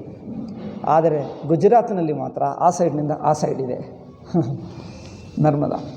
ಆದ್ದರಿಂದ ಅಮರಕಂಟಕ್ ಎಂಬ ಮಧ್ಯಪ್ರದೇಶನಲ್ಲಿ ವಿಂಧ್ಯ ಪರ್ವತ ಮೇಲೆ ಅಲ್ಲಿಂದ ಶುರುವಾದರೆ ಅದೆಲ್ಲ ಆ ಮಧ್ಯಪ್ರದೇಶ ಗುಜರಾತು ಪೂರ್ತಿ ಹೋಗಿ ಸಮುದ್ರದಲ್ಲಿ ಸೇರಿಕೊಳ್ತವೆ. ಆದ್ದರಿಂದ ಅದಕ್ಕೆ ತಪಸ್ಸು ಅಂದರೆ ನರ್ಮದಾ ಪರಿಕ್ರಮ ಎಂದು ಹೇಳ್ತಾರೆ. ಕೇಳಿದ್ದೀರಾ? ಪರಿಕ್ರಮ ಅಂದರೆ ಪ್ರದಕ್ಷಿಣ ಎಂದರ್ಥ. ನಾವು ಪ್ರದಕ್ಷಿಣ ಹೇಳ್ತೀವಿ, ಉತ್ತರದವರು ಪರಿಕ್ರಮ, ಅದು ಸಂಸ್ಕೃತ ಮಾತೆ. ಶಾಸ್ತ್ರದಲ್ಲಿ ಪರಿಕ್ರಮ ಹೇಳ್ತಾರೆ, ಪ್ರದಕ್ಷಿಣ ಹೇಳ್ತಾರೆ. ಇಲ್ಲಿ ಅಮರಕಂಟಕನಿಂದ ಹೊರಟು ಈಗ ಈ ನದಿ ಪೂರ್ತಿ ದಡದಲ್ಲೇ ಹೋಗ್ತಾರೆ. ಅನೇಕ ಆಶ್ರಮಗಳು, ಊರುಗಳು ಇವೆ. ಎಲ್ಲರೂ ಅನೇಕ ಸಾಧುಗಳು, ಇವನ್ ಗೃಹಸ್ಥರು ಮಾಡ್ತಾರೆ, ಹೆಂಗಸರು ಮಾಡ್ತಾರೆ ಪ್ರದಕ್ಷಿಣ. 2, 3, 4 ಜನರು ಸೇರಿಕೊಂಡು ಮಾಡ್ತಾರೆ ಪ್ರದಕ್ಷಿಣ. ಅಂದ್ರೇನು? ನಡೆಯುತ್ತಾ ಹೋಗ್ತಾರೆ. ಎಷ್ಟುವರೆಗೆ ಆಗ್ತದೆ ಅಷ್ಟುವರೆಗೂ ಒಂದು ಜಾಗ ನೋಡ್ಕೊಂಡು ಅಲ್ಲೇ ನಿಂತು, ಅಲ್ಲಿರುವ ಜನರು ಏನು ಭಿಕ್ಷಾ ಕೊಡ್ತಾರೆ. ಸಾಧು ಗೃಹಸ್ಥರಿಗೆ ಕೊಡ್ತಾರೆ, ಸನ್ಯಾಸಿಗಳಿಗೂ ಕೊಡ್ತಾರೆ, ಗೃಹಸ್ಥರು ಕೊಡ್ತಾರೆ. ತೊಗೊಂಡು ಹೋದು ಅಲ್ಲೇ ಮಲ್ಕೊಂಡು ಹೋದು, ಅಲ್ಲೇ ಇರುವುದು, ಮತ್ತು ನದಿ ಸ್ನಾನ ಮಾಡುವುದು, ಜಪ ಧ್ಯಾನ ಏನೋ ಮಾಡ್ಕೊಳ್ತಾರೆ. ಮತ್ತು ಮುಂದಿನ ದಿವಸ ಮುಂದಿಗೆ ಹೊರಡುತ್ತಾರೆ. ಹಾಗೆ ತುಂಬ ದಿವಸ ಆಗ್ತದೆ. ಕೆಲವರಿಗೆ 6 ತಿಂಗಳು, ಕೆಲವರಿಗೆ 1 ವರ್ಷ ಆಗುತ್ತದೆ. 1 ವರ್ಷ ಅಲ್ಲಿ ಹೋದರೆ ಬರುವುದೇ ಅಲ್ಲ. ಮಾಡಿದ್ದವ್ರು ನೋಡಿದ್ದೀನಿ ಎಷ್ಟೋ ಜನರು ಪೂರ್ತಿ ಪ್ರದಕ್ಷಿಣ ಮಾಡಿ ಬಂದರು. ಈಗ ಇಲ್ಲಿಗೆ ಬಂದರು, ಇತ್ತೀಚೆಗೆ ಬಂದರು. ಎಲ್ಲಿದ್ದರು? ಇತ್ತೀಚೆಗೆ ಗೊತ್ತಾಯಿತು ನಮ್ಮ ಜನರಿಗೂ, ದಕ್ಷಿಣಾತ್ಯರಿಗೆ. ಹಿಂದೆ ಗೊತ್ತಿಲ್ಲ ಯಾರಿಗೆ. ಹೋಗಿ ಪೂರ್ತಿ ನರ್ಮದಾ ಇಲ್ಲಿಂದ ಅಲ್ಲಿಗೆ ಹೋಗುವುದು. ನರ್ಮದಾ ಸಮುದ್ರದಲ್ಲಿ ಸೇರಿದಾಗ ಅಲ್ಲಿ ಹೇಗೆ ಅಂದರೆ ಅಲ್ಲಿ ಅದೇನು ಬೋಟ್ ಹೇಳ್ತಾರೆ, ನೀವೇನು ಹೇಳ್ತಾರೆ? ಹಡಗುನಲ್ಲಿ ದಾಟಿಸ್ತಾರೆ. ಅದಕ್ಕೂ ಅವರು ಫ್ರೀಯಾಗಿ ದಾಟಿಸ್ತಾರೆ. ಏಕೆಂದರೆ ಈ ತಪಸ್ಸುಗಳು ಹಣ ಇಟ್ಕೊಳ್ಳಲ್ಲ ಎಂದು ಅವ್ರಿಗೆ ಗೊತ್ತು. ಅದರಿಂದ ಅವರೇ ದಾಟಿಸ್ತಾರೆ. ಅದರಿಂದ ಈ ಹಡಗು ನದಿ ಸೇರಿಕೊಂಡಾಗ ಇಲ್ಲಿಂದ ಪೂರ್ತಿ ಆ ಪಕ್ಕಕ್ಕೆ ಹೋಗಿ ಬಿಟ್ಟರೆ, ಈಗ ಆ ಪಕ್ಕದಿಂದ ಹೋಗ್ತಾ ಇರಬೇಕು. ಆ ಪಕ್ಕದಿಂದ ಹೋಗಿ ಮತ್ತೆ ಪೂರ್ತಿ ಎಲ್ಲೇ ನೀವು ಅಮರಕಂಟಕ ಶುರು ಮಾಡಬೇಕೆಂದಿಲ್ಲ. ನೀವು ಎಲ್ಲಿಂದ ಶುರು ಮಾಡಿದರೆ ಮತ್ತೆ ಅಲ್ಲಿಗೆ ಹೋಗಿ ಬರಬೇಕು. ನಿರಂತರವಾಗಿ ಹೋದರೆ 6 ತಿಂಗಳು 6-8 ತಿಂಗಳು ಆಗ್ತದೆ ಅಂತ ಹೇಳ್ತಾರೆ. ಎಲ್ಲರಿಂದ ಆಗಲ್ಲ 6 ತಿಂಗಳು. ಇನ್ನು ಮಧ್ಯದಲ್ಲಿ ಜ್ವರ ಬರುತ್ತದೆ, ಏನೋ ಅನಾರೋಗ್ಯ ಏನೋ ಬರ್ತದೆ, ಅಲ್ಲೇ ನಿಂತು ಹೋಗ್ತಾರೆ. ಯಾಕಂದರೆ ಸೀಸನ್ ಬದಲಾಯಿಸ್ತದೆ, ಮಳೆಗಾಲ ಅಥವಾ ಇನ್ನೇನು ಚಳಿಗಾಲ, ಇನ್ನೇನು ಕಷ್ಟವಾಗ್ತದೆ, ಮಧ್ಯದಲ್ಲಿ ನಿಂತು ಹೋಗ್ತಾರೆ. ಕೆಲವರು ಗೃಹಸ್ಥರಂದರು ಎಷ್ಟುವರೆಗೂ ಮಾಡ್ತಾರೋ ಅಲ್ಲಿ ಬಿಟ್ಟು ಮನೆಗೆ ಬಂದುಬಿಡ್ತಾರೆ. ಅವಾಗ ಆಗಲ್ಲ. ಮತ್ತೆ ಕೆಲವು ತಿಂಗಳ ನಂತರ ಮತ್ತೆ ಹೋಗಿ ಎಲ್ಲಿಂದ ಶುರು ಮಾಡಿದ್ರೆ ಅಲ್ಲಿಂದ ಮಾಡ್ತಾರೆ. ಮತ್ತೆ ಸ್ವಲ್ಪ ದೂರಕ್ಕೆ ಹೋಗಿ ಅಲ್ಲಿ ಮಾಡಿಬಿಟ್ಟು ಬರ್ತಾರೆ. ಮತ್ತೆ ಏನೋ ಬಸ್ಸು ಹತ್ತು ಮನೆಗೆ ಬರ್ತಾರೆ. ಮತ್ತೆ ಅಲ್ಲಿ ಹೋಗಿ ಮತ್ತೆ ನಡ್ಕೊಂಡು ಹೋಗ್ತಾರೆ. ಹಾಗೆ 2, 3, 4 ಸಲ ಹೋಗಿ ಪೂರ್ತಿ ಮಾಡ್ತಾರೆ. ಒಂದು ಜಾಗದಲ್ಲಿ ಮಾತ್ರ. ಈಗಲೂ ಇದೋ ಏನೋ ಹಿಂದೆ ಇತ್ತು, ಈಗಲೂ ಇದೆ ಅನಿಸುತ್ತದೆ. ಹಿಂದೆ ಇತ್ತು ಒಂದು ಜಾಗ ಇರುತ್ತದೆ, ಒಂದು 5-10 ಕಿಲೋಮೀಟ್ರ್ ಜಾಗ. 10 ಕಿಲೋಮೀಟ್ರ್ ಭಯಂಕರ ಫಾರೆಸ್ಟ್. ಆ ಫಾರೆಸ್ಟ್ನಲ್ಲಿ ಬಡವರು ಇರುತ್ತಾರೆ. ಅವರ ಹತ್ತಿರ ಏನೂ ಇಲ್ಲ. ಹಿಂದೆ, ಈಗ ಏನಿದೆಯೋ ಪರಿಸ್ಥಿತಿ ಗೊತ್ತಿಲ್ಲ, ಹೇಳುತ್ತಿದ್ದ. ಅಲ್ಲಿಂದ ಯಾರು ಕಂಡು ಬರಲಿ, ಎಲ್ಲರೂ ವಾಲ್ಮೀಕಿ ಹಾಗೆ ಇರುತ್ತಾರೆ. ಯಾರು ಕಂಡು ಬರಲಿ. ಇತ್ತೀಚೆಗೆ ಹೆಂಗಸರು ಹೋಗ್ತಾ ಇದ್ದಾರೆ, ಮೊದಲು ಆಗ್ತಿರಲಿಲ್ಲ ಮೊದಲು. ಆವಾಗ ಯಾರೇ ಹೋಗಲಿ ಆ ಜಾಗದಲ್ಲಿ ಅವರು ಎಲ್ಲ ನಿಮ್ಮ ಕೈಯಲ್ಲಿ ಏನಿದೆ ಎಲ್ಲ ಕಿತ್ಕೊಳ್ತಾರೆ. ಮೈಯಲ್ಲಿ ಬಟ್ಟೆ ಕೌಪಿನೂ ಕಿತ್ಕೊಳ್ತಾರೆ. ಏನೂ ಇರಲ್ಲ ಅವ್ರಿಗೆ. ಬಡತನ ಅಂತೆ. ಅವ್ರು ಮನುಷ್ಯರನ್ನು ಹೊಡೆಯಲ್ಲ, ಎಲ್ಲ ಕಿತ್ಕೊಂಡು ಕಳಿಸ್ತಾರೆ. ಆ ಪೂರ್ತಿ ಆ ಕಾಡು ದಾಟಿ ಈ ಪಕ್ಕಕ್ಕೆ ಬಂದ ನಂತರ ಕೆಲವು ಊರು ಏನೋ ಇರುತ್ತೆ, ಅವ್ರಿಗೆ ಗೊತ್ತು ಹೀಗೆ ಆಗುತ್ತದೆ ಎಂದು ಗೊತ್ತು. ಅಲ್ಲಿರುವ ಊರಿನ ಜನರು ಬಟ್ಟೆಗಳು ಎಲ್ಲ ಬೇಕಾದಷ್ಟು ಕಮಂಡಲು, ಸಾಧುಗಳಿಗೆ ಬೇಕಾಗಿರುವ ಬಟ್ಟೆ ಕಮಂಡಲು ಎಲ್ಲ ಇಟ್ಕೊಳ್ತಾರೆ. ಮತ್ತು ಅವರು ದಂಡ ಸನ್ಯಾಸಿಗಳಿಗೆ ದಂಡ ಎಲ್ಲ ಇಟ್ಕೊಳ್ತಾರೆ. ಅವರು ಬಂದಿರೋರು ಎಲ್ಲರಿಗೂ ಇದು ಕೊಡ್ತಾರೆ. ಅದೊಂದಿದೆ. ಈಗ ಅದು ಇಲ್ಲ ಅನಿಸುತ್ತದೆ, ಏನೋ ಗೊತ್ತಿಲ್ಲ. ಹಿಂದೆ ಅಂದರೆ ಏನೋ ಒಂದು 10 ವರ್ಷ ಹಿಂದೆ ಇತ್ತು, ಈಗ ಇದೇ ಗೊತ್ತಿಲ್ಲ. ಅಂದರೆ ಅಷ್ಟು ಇದೆ ಪರಿಸ್ಥಿತಿ. ಆದರೂ ಪ್ರದಕ್ಷಿಣೆ ಮಾಡಿ. ಆದ್ದರಿಂದ ನರ್ಮದಾ ತಪೋಭೂಮಿ. ತಪಸ್ಸು ಮಾಡಬೇಕೆಂದರೆ ನರ್ಮದಾ ದಡ, ಭಕ್ತಿ ಬೇಕೆಂದರೆ ಯಮುನಾ ನದಿ ದಡ, ವೇದಾಂತಿಗಳಾಗಬೇಕೆಂದರೆ ಗಂಗಾ. ಕಾಶಿ ಇನ್ನು ಹರಿದ್ವಾರ, ಋಷಿಕೇಶು, ಉತ್ತರ ಕಾಶಿ, ಇದೆಲ್ಲ ಗಂಗಾದಡ. ನೀವು ಗಂಗಾದಡದಲ್ಲಿ ನೋಡಿ, ಹರಿದ್ವಾರ, ಕಾಶಿ, ಋಷಿಕೇಶು ಎಲ್ಲ ವೇದಾಂತಿಗಳು, ಪಂಡಿತರು, ಮಹಾದೊಡ್ಡ ಸಂಸ್ಕೃತ ಪಂಡಿತರು. ಬೃಂದಾವನದಲ್ಲಿ ಸಂಸ್ಕೃತ ಪಂಡಿತರು ಕೆಲವರು ಇರಬಹುದು, ಆದರೆ ಭಕ್ತರು ಹೆಚ್ಚು. ರಾಧೆ ಎಲ್ಲಿ ಹೋಗಲಿ ಅವ್ರು ರಾಧೆನೇ ಹೇಳ್ತಾರೆ, ಡ್ಯಾನ್ಸ್ ಮಾಡ್ತಾರೆ. ಅದೇ ಕೆಲಸ ಅವರಿಗೆ. ರಾಧೆ ಹೇಳೋದು, ನೃತ್ಯ ಮಾಡೋದು ಅಷ್ಟೇ. ಈಗ ಯಮುನಾ ನದಿ, ನರ್ಮದಾ ಬಂದರೆ ತಪಸ್ವಿಗಳು, ಪರಿಕ್ರಮ ತುಂಬ ತಪಸ್ವಿಗಳು. ಅದು ಮಹಾ ಕಷ್ಟ, ಆದರೂ ಹೋಗ್ತಾರೆ. ಆದರೆ ಅವರವರ ಸ್ಥಾನಗಳು ಇವೆ. ಗಂಗಾ ನದಿ, ಯಮುನಾ ನದಿ, ನರ್ಮದಾ, ಈ 3. ಆದ್ದರಿಂದ ಜ್ಞಾನ ವೈರಾಗ್ಯ, ನೈಷ್ಕರ್ಮ್ಯ ಅಂದರೆ ಮನಸ್ಸಿಗೆ ಅದು ಮಾಡಬೇಕು, ಇದು ಮಾಡಬೇಕು, ಅದು ಪಡ್ಕೊಳ್ಳಬೇಕು, ಇದು ಪಡ್ಕೊಳ್ಳಬೇಕೆಂಬ ಆಸೆಯನ್ನು ಬಿಡಿಸಿ ತನ್ನ ಪಾಡಿಗೆ ತಾನು ನಿಶ್ಚಿಂತವಾಗಿರುತ್ತಾನೆ. ಯಾವುದು ಏನು ನಡೆಯುತ್ತದೋ ನಡೆಯಲಿ, ಅದು ಭಗವಂತನ ಇಚ್ಛೆ. ಭಗವಂತನ ಇಚ್ಛೆ ಹೇಗಿದ್ದರೆ ಹಾಗೆ ನಡೆಯಲಿ, ಯಾವುದು ಆಗ್ರಹ ಮಾಡಲ್ಲ. ಒಳ್ಳೆಯದಾದರೂ ಕೆಟ್ಟದಾದರೂ, ಒಳ್ಳೆಯದಾದರೆ ಇದು ಭಗವಂತನ ಇಚ್ಛೆ, ಕೆಟ್ಟದಾದರೂ ಇದು ಅವರ ಇಚ್ಛೆ, ನಡೆಯಲಿ ಎಂದು ಬಿಡ್ತಾನೆ. ಆಗ್ರಹ ಮಾಡಲ್ಲ, ಆಗ್ರಹ ಮಾಡಲ್ಲ. ನಡೆದಿದ್ದು ನಡೆದಲ್ಲಿ ಒಪ್ಕೊಂಡು ಮುಂದುವರಿಯುತ್ತಾನೆ. ವೈಯಕ್ತಿಕವಾಗಿ ತನಗೆ ಅದು ಬೇಕಿದು ಬೇಕೆಂದು ಯಾವುದು ಇಟ್ಕೊಳ್ಳಲ್ಲ. ತತ್ ಶೃಣ್ವನ್ ಪ್ರಪಟನ್. ಆದ್ದರಿಂದ ಇಂಥ ಭಾಗವತವನ್ನು ಕೇಳಬೇಕು, ಓದಬೇಕು. ತತ್ ಶೃಣ್ವನ್ ಪ್ರಪಟನ್ ವಿಚಾರಣ ಪರೋ. ಇದರಲ್ಲಿ ಹೇಳಿರುವ ಉಪದೇಶವನ್ನು ಮನಸ್ಸಿನಲ್ಲಿ ಮನನ ಮಾಡುತ್ತಾ ಇರಬೇಕು. ಆವಾಗೇನಾಗ್ತದೆ? ಭಕ್ತಿಯ ವಿಮುಚ್ಯೆ ನರಹ.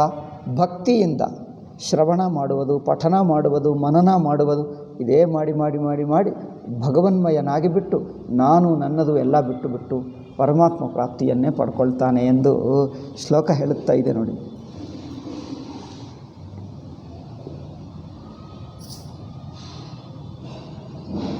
ಸರ್ವ ವೇದಾಂತ ಸಾರಂ ಶ್ರೀಭಾಗವತಮಿಷ್ಯತೆ ತದ್ ರಸಾಮೃತ ತೃಪ್ತಸ್ಯ. ಭಾಗವತ ರಸ ನಿಮಗೆ ರುಚಿ ಹತ್ತಿದ್ದರೆ ನಾನ್ಯತ್ರ ಸ್ಯಾದ ರತಿ ಕ್ವಚಿ. ನಿಮಗೆ ಯಾವ ಶಾಸ್ತ್ರ ಇಷ್ಟವಾಗಲ್ಲ ಹೇಳ್ತಾರೆ. ಭಾಗವತ ಅಷ್ಟು ರಸಮಯವಾಗಿದೆ. ಅದಕ್ಕೋಸ್ಕರ ಭಾಗವತ ರುಚಿ ಆದರೆ ಮತ್ತೆ ಮತ್ತೆ ಮತ್ತೆ ಮುಗಿದು ಬಿಟ್ಟರೆ ಮತ್ತೆ ಶುರುವಿನಿಂದ ಕೇಳ್ತಾರೆ, ಮತ್ತೆ ಮುಗಿದು ಬಿಟ್ಟರೆ ಮತ್ತೆ ಶುರು. ಅಲ್ಲಿ ನೋಡಬೇಕು ಬೃಂದಾವನದಲ್ಲಿ ಅದೇ ಅದೇ ಅದೇ ಒಂದು 10 ಸಲ ಆದರೂ ಕೇಳಿರಬಹುದು, ಅದೇ ಕೇಳ್ತಾರೆ. ಕೆಲವರು ಬೇರೆದು ಕೇಳಲ್ಲ, ದಶಮ ಸ್ಕಂದನೇ ಕೇಳ್ತಾರೆ, ಮತ್ತೆ ಮತ್ತೆ ಮತ್ತೆ ಮತ್ತೆ 10 ಸಲ. 10 ಸಲ ಆಗೋದಕ್ಕೆ ಜನ್ಮನೇ ಇವಾಗ ಮುಗಿದು ಬಿಡ್ತದೆ, ಅವ್ರು ಕೇಳ್ತಾರೆ ಹಾಗೆ. ಆದ್ದರಿಂದ ಇಂಥ ಮಧುರವಾದ ಕಷ್ಟವಿಲ್ಲದೆ ಸುಮ್ಮನೆ ಭಿಕ್ಷೆ ಸಿಕ್ಕಿದ್ದರೆ ತಿಂತಾರೆ, ಅಷ್ಟೇಗೂ ಕೂತಿರುವ ಬೇರೆ ಕೆಲಸನೇ ಇಲ್ಲ. ಈಗ ಇದೇ ಕೇಳುತ್ತಾ ಕೇಳುತ್ತಾ ಕೇಳುತ್ತಾ ಇದರಲ್ಲೇ ಆ ರಸಾಸ್ವಾದನದಲ್ಲಿ ಮುಳುಗಿ ಮುಳುಗಿ ಹೋಗಿ ಮೈಮರೆತು ಹೋಗ್ತಾರೆ ಅಷ್ಟೇ. ಈಗ ಇದಾದ ನಂತರ ಏನು ಸಿಗ್ತದೋ, ಏನು ಸಿಕ್ಕಿದರೆ ಅದು ತಿಂತಾರೆ, ಯಾವ ಜಾಗ ಸಿಕ್ಕಿದರೆ ಅಲ್ಲೇ ಮಾಡ್ಕೊಳ್ತಾರೆ. ಈಗ ಅದಿಲ್ಲ ಇದಿಲ್ಲ ಕಂಪ್ಲೇಂಟ್ ಇಲ್ಲ, ಏಕೆ ರುಚಿ ಇಲ್ಲಿ. ಮತ್ತೆ ಭಾಗವತ ಕೇಳುವುದಕ್ಕೆ ಯಾವಾಗ ಬರ್ತದಾ ಎಂದು ಕಾಯ್ತಾ ಇರ್ತಾರೆ. ಅದು ಬಂದರೆ ಕೇಳ್ತಾರೆ ಅಷ್ಟೇ. ಭಗವಂತನ ಸ್ಮರಣ, ಯಮುನಾ ನದಿ ಸ್ನಾನ, ಊಟ ಮಾಡುವುದು, ಈಗ ಅಲ್ಲೇ ಅದು ಭಕ್ತಿ, ಅದು ಅವರದು ಸಾಧನ. ಇದು ಬಿಟ್ಟು ಲೌಕಿಕ ಆಸಕ್ತಿಯಲ್ಲಿಟ್ಕೊಳ್ಳುವುದು ಏಕೆ? ಇದು ಸಾಧನ ಏನು ಎಂದು ಹೇಳಿಕೊಟ್ಟರು. ಇವರಿಗೆ ಸನ್ಯಾಸ ಕೊಡುವವನು ಅವರಿಗಿಂತ ದೊಡ್ಡ ಮೂರ್ಖ. ಇವನಿಗೆ ಯೋಗ್ಯತೆ ನೋಡಲ್ಲ, ಏನು ಮಾಡಬೇಕು ಹೇಳಲ್ಲ. ಸನ್ಯಾಸ ತಗೊಂಡು ಏನು ಮಾಡ್ತೀವಿ ನಂತರ ಹೇಳಬೇಕೆ? ಏನೂ ಹೇಳಲ್ಲ. ಬಾ ಬಾ ಕೊಡ್ತೀನಿ, ಬಾ ಮೊದಲು ಬಾ ಏನು ಹೇಳ್ತಾನೆ. ಅವರು ಏನು ಅವ್ರ ಕುರ್ಚಿಯಲ್ಲೋ ಆ ಕುಳಿತಿರುವ ಜಾಗದಲ್ಲಿ ಎದ್ದು ನಿಂತಿರಬೇಕು. ಮೊದಲು ಬಾ ನೀವು ಹೇಳಬೇಡ, ಮೊದಲು ಬಾ ಎಂದು ಹೇಳ್ತಾರೆ. ಅವ್ರು ಹೇಳದೆ ಬರುವುದು ಹೇಗೆ? ಮೊದಲು ಬಾ ಸನ್ಯಾಸ ಕೊಟ್ಟುಬಿಡ್ತೀನಿ ನಿಮಗೆ. ಇಂಥ ಏನು ಹೇಳ್ತಾರೆ ಇದಕ್ಕೆ? ಆತ್ರ ಹೇಳ್ತಾರೆ. ಆತ್ರ ಇರುವವನಿದ್ದಾನೆ, ಇವನೇ ಮೊದಲು ಅಯೋಗ್ಯ. ಇವನ ಅಯೋಗ್ಯ ಇನ್ನೊಬ್ಬರಿಗೆ ಸನ್ಯಾಸ ಕೊಡ್ತಾನಂತೆ ನೋಡಿ. That is the problem. ಅದಕ್ಕೋಸ್ಕರ ಕಲಿಯುಗದಲ್ಲಿ ಎಲ್ಲ ಭ್ರಷ್ಟವಾದಾಗ ಇದು ಭ್ರಷ್ಟವಾಗ್ತಾಯಿದೆ.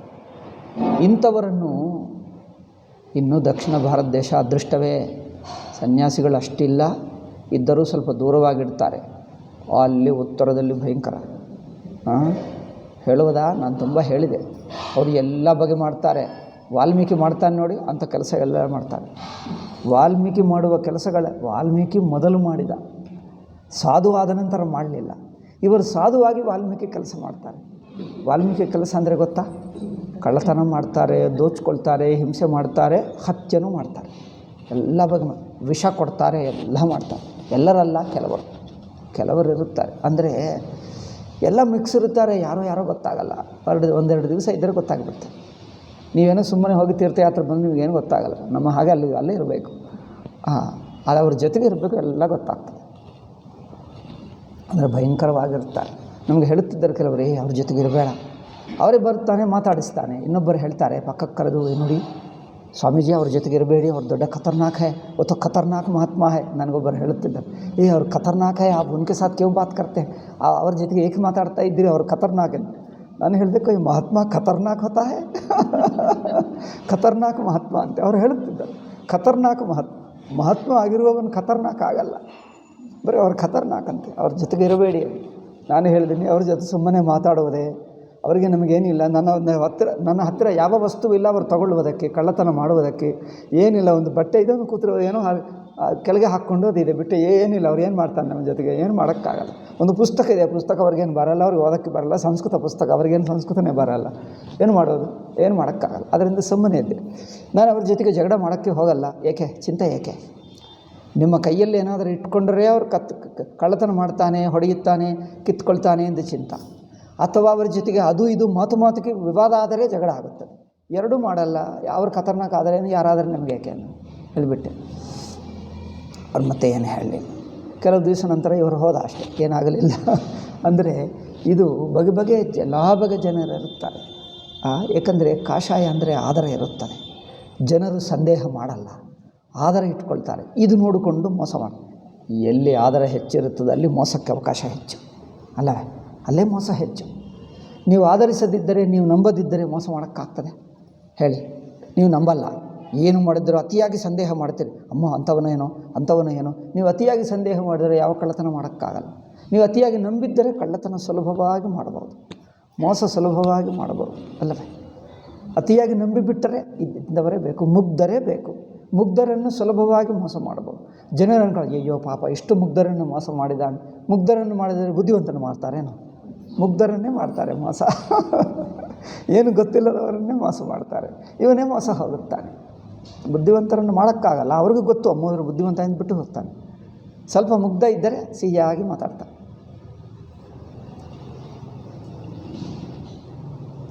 ಹಾಗೆ ಇದನ್ನು ಏನು ಹೇಳ್ತಾರೆ? ಎಲ್ಲ ಬಗೆ ಇರುತ್ತಾರೆ. ದಕ್ಷಿಣದಲ್ಲಿ ಅಷ್ಟು ಆಗಲಿಲ್ಲ, ಇತ್ತೀಚೆಗೆ ಶುರುವಾಗಿಬಿಟ್ಟರು. ಇಲ್ಲಿ ಅಲ್ಲಿ, ಏಕೆಂದರೆ ಕಲಿಯುಗ ಇಲ್ಲಿ ಹರಡಬೇಕಲ್ಲವೇ? ಅದರಿಂದ ಅಲ್ಲಿ ಅಂಥ ಜನ ಇಲ್ಲಿ ಬರ್ತಾ ಇದ್ದಾರೆ. ಆದರೆ ಜೋಪಾನವಾಗಿರಬೇಕು. ನಿಜವಾದ ಸಾಧುಗಳಿರುತ್ತಾರೆ. ಸಾಧು ವೇಷದಲ್ಲಿ ದುಷ್ಟರು ಮೋಸಗಾರರು ಇರುತ್ತಾರೆ. ದುಷ್ಟರು ಮೋಸಗಾರರು ಹೇಗಾಗ್ತಾರೆ ಅಂದರೆ, ಮೋಸ ಮಾಡುವುದಕ್ಕೆ ಮಾಡ್ತಾರೆ. ಕೆಲವರು ಮೋಸ ಮಾಡ್ತಾ ಇದ್ದೀವಿ ಎಂದು ಗೊತ್ತಾಗಲ್ಲ, ಅಷ್ಟು ಆಸೆ ಇರುತ್ತದೆ ಅವರಿಗೆ. ಆಸೆ ಇದೆ ಎನ್ನುವುದು ಗೊತ್ತಿಲ್ಲ, ಆಸೆ ಎಷ್ಟಿದೆ ಎನ್ನುವುದೇ ಗೊತ್ತಿಲ್ಲ. ಉತ್ತರದಲ್ಲಿ ಎಲ್ಲ ಬಗೆಯಾದ ವ್ಯಾಪಾರ ಮಾಡ್ತಾರೆ, ಗೊತ್ತಾ? ಜ್ಯೋತಿಷ್ಯ ಹೇಳ್ತಾರೆ, ರುದ್ರಾಕ್ಷ ಮಾರ್ತಾರೆ, ವ್ಯಾಪಾರ ಎಲ್ಲ.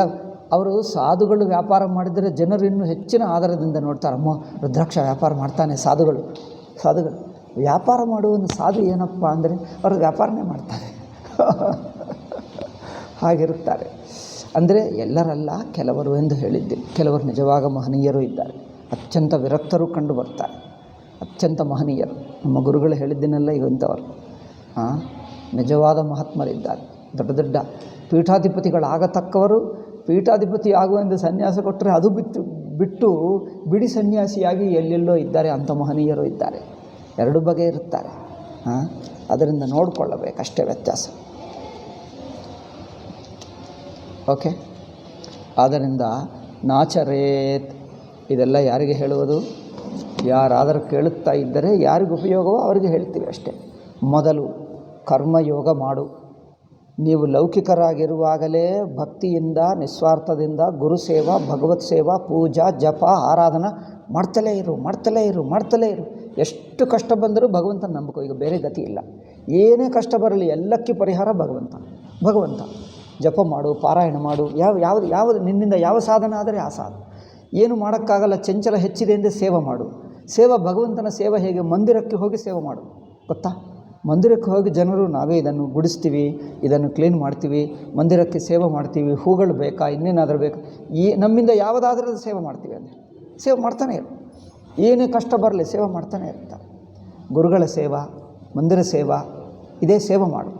ಅಥವಾ ಪಾರಾಯಣ ಮಾಡು. ಇಷ್ಟು ಜಾಗ ಇದೆ ನೋಡಿ, ಎಲ್ಲೋ ಬಂದು ಕೂತ್ಕೊಂಡು ಪಾರಾಯಣ ಮಾಡ್ತಾಯಿರು. ಅಥವಾ ಜಪ ಮಾಡು, ನಾಮಸ್ಮರಣ ಮಾಡು, ಏನೂ ಮಾಡು. ಅಂದರೆ ಇದು ಮಾಡುತ್ತಾ ಇರುವುದು ತೀರ್ಥಯಾತ್ರೆ. ಕೆಲವರು ತೀರ್ಥಯಾತ್ರೆ ಮಾಡ್ತಾರೆ, ಅದರಲ್ಲಿ ಕಷ್ಟ ಆಗ್ತದೆ, ಆಗಲಿ. ಒಂದು ದಿವಸ ಊಟ ಸಿಗ್ತದೆ, ಇನ್ನೊಂದು ದಿವಸ ಸಿಗಲ್ಲ. ಕಂಫರ್ಟ್ ಸುಖವಾಗಿರುತ್ತದೆ, ಊಟ ಸಿಗ್ತದೆ ಅಂತ ತೀರ್ಥಯಾತ್ರೆ ಮಾಡ್ತಾರೇನು? ಅಲ್ಲ, ಹೋಗಿದ್ದೀವಿ ಭಗವಂತನಿಗೆ ಬಿಟ್ಟೆ. ಅಪಮಾನ ಆಗುತ್ತದೆ, ಮಾನ ಆಗ್ತದೆ. ಕೆಲವರು ಊಟ ಕೊಡ್ತಾರೆ, ಕೆಲವರು ಬೈಯುತ್ತಾರೆ, ಕೆಲವರು ಬೈಯು ಕಳಿಸ್ತಾರೆ, ಕೆಲವರು ಹೊಡೆಯುತ್ತಾರೆ. ಆಗಲಿ, ಏನಾಗುತ್ತದೋ ಆಗಲಿಗೆ ಭಗವಂತ ನೀನೇ ಗತಿ ಎಂದು ಬಿಟ್ಟು ಹೋಗ್ತಾರೆ ಅಲ್ಲವೇ? ತೀರ್ಥಯಾತ್ರೆ ಒಂದು ತಪಸ್ಸು, ಒಂದು ಕಷ್ಟ ಆಗ್ತದೆ, ಆಗಲಿ. ಏನೂ ಇಲ್ಲದೆ. ತೀರ್ಥಯಾತ್ರೆ ಅಂದರೆ ಈ ಕಾಲದಲ್ಲಿ ಟಿಕೆಟ್ ಬುಕ್ ಮಾಡಿಕೊಂಡು ಹಣ ಇಟ್ಕೊಂಡು ಆ ತೀರ್ಥಯಾತ್ರೆ ಅಲ್ಲವೇ, ಎಲ್ಲ ಬಿಟ್ಟು ಏನಿಲ್ಲದೆ ಹೋಗು, ಆ ತೀರ್ಥಯಾತ್ರೆ ಗೊತ್ತಾಗ್ತದೆ. ಹಸಿವಾಗ್ತದೆ, ಕೈ ಕಾಲು ನೋವಾಗ್ತದೆ, ಕಾಲಿಗೆ ಮುಳ್ಳು ಚುಚ್ಚುತ್ತದೆ, ಒಂದು ಜಾಗ ಇಲ್ಲ, ಒಂದು ಊಟ ಸಿಗ, ಗತಿ ಏನಾಗ್ತದೆ ನೋಡವ. ಅಂದರೆ ಯಾವುದೇ ಒಂದು ಭಗವಂತನ ನಿಮಿತ್ತವಾಗಿ ಭಗವಂತನನ್ನು ಸ್ಮರಿಸಿಕೊಂಡು ಅವರನ್ನೇ ನಂಬಿಕೋ, ಅವರೇ ನಮಗೆ ಮಾಡ್ತಾರೆ, ಈಗ ಅವರೇ ಗತಿ. ಮತ್ತು ಅವರಿವರು ನೆನಪಾಗಬಾರದು. ಒಬ್ಬ ನಮ್ಮ ಮನೆ ಚೆನ್ನಾಗಿತ್ತೆ ಅಲ್ಲದೆ, ಮನೆ ನೆನಪಾಗಬಾರ್ದು. ಮನೆ ನೆನಪಾದರೆ ಸನ್ಯಾಸ ಆಗಲ್ಲ.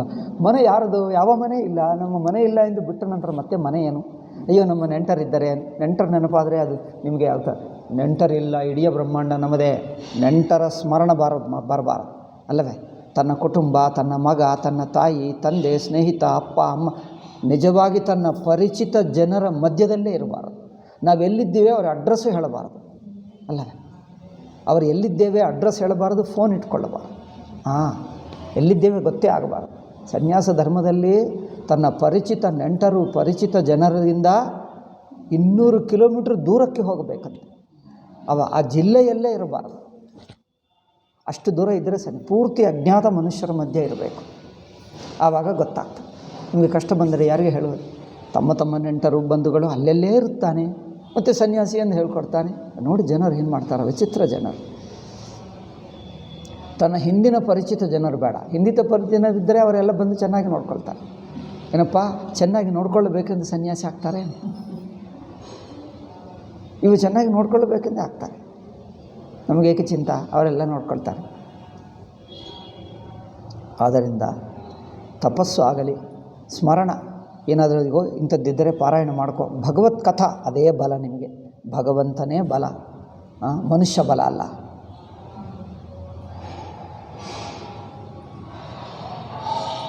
ಜಪ ಧ್ಯಾನ ಇವುಗಳೇ ಇದು ಮಾಡ್ತಾ ಇರುವವನೇ ಸನ್ಯಾಸ. ನಮಗೆ ಯಾರೂ ಜೊತೆಗೆ ಬೇಡ. ನೀತಿಶಾಸ್ತ್ರ ಹೇಳ್ತದೆ ನೋಡಿ, ದಾರಿಯಲ್ಲಿ ಒಬ್ಬನಾಗಿ ನಡೆಯಬೇಡ, ಅಜ್ಞಾತ ನದಿ ದಾಟಬೇಡ ಎಂದು ಹೇಳ್ತದೆ ಅಲ್ಲವೇ. ಒಬ್ಬನಾಗಿ ನಡೆಯಬೇಡ. ಏಕೆ? ಒಬ್ಬನಾಗಿ ನಡೆದರೆ ತೊಂದರೆ ಆಗ್ತದೆ. ಏನಾದರೂ ಕೈಕಾಲು ಮುರಿದು ಹೋದರೆ, ಬಿದ್ದು ಹೋದರೆ ಯಾರೋ ಪಕ್ಕಕ್ಕೆ ಸಹಾಯಕ್ಕೆ ಇರುತ್ತಾರೆ, ಯಾರನ್ನು ಕರೆದು ಇವರಿಗೆ ಸಹಾಯ ಮಾಡ್ತಾರೆ ಎಂದು ಒಬ್ಬನಾಗಿ ಹೋಗಬೇಡ. ಸನ್ಯಾಸ ಹೇಳ್ತದೆ ಜೊತೆಗೆ ಯಾರನ್ನು ಇಟ್ಕೊಳ್ಳಬೇಡ. ಕೈಕಾಲು ಮುರಿದು ಹೋದರೆ ಹೋಗಲಿ, ಅದೇ ಬೇಕು, ಹೋಗಲಿ, ಹೋದರೂ ಭಗವಂತ ಇದ್ದಾನೆ ನೋಡ್ಕೊಳ್ಳೋದಕ್ಕೆ. ಇನ್ನು ಯಾರು ಜೊತೆಗೆ ಇಟ್ಕೊಳ್ಳಬೇಡ, ಬೇರೆ ಮನುಷ್ಯರು ಬೇಡ, ಇರೋದು ಭಗವಂತನೇ ಅಲ್ಲವೇ. ಎಲ್ಲಿ ಹೋದರೂ 10 ಜನರಿಗೆ ಮೊದಲೇ ಕರಪತ್ರ ಬರ್ತೀನಿ, ನಾನು ಇಷ್ಟು ಜನರಿಗೆ ಬರ್ತಾ ಇದ್ದೀನಿ, ಎಲ್ಲರೂ ಬನ್ನಿ ನನ್ನ ನೋಡ್ಕೊಳ್ಳಿ.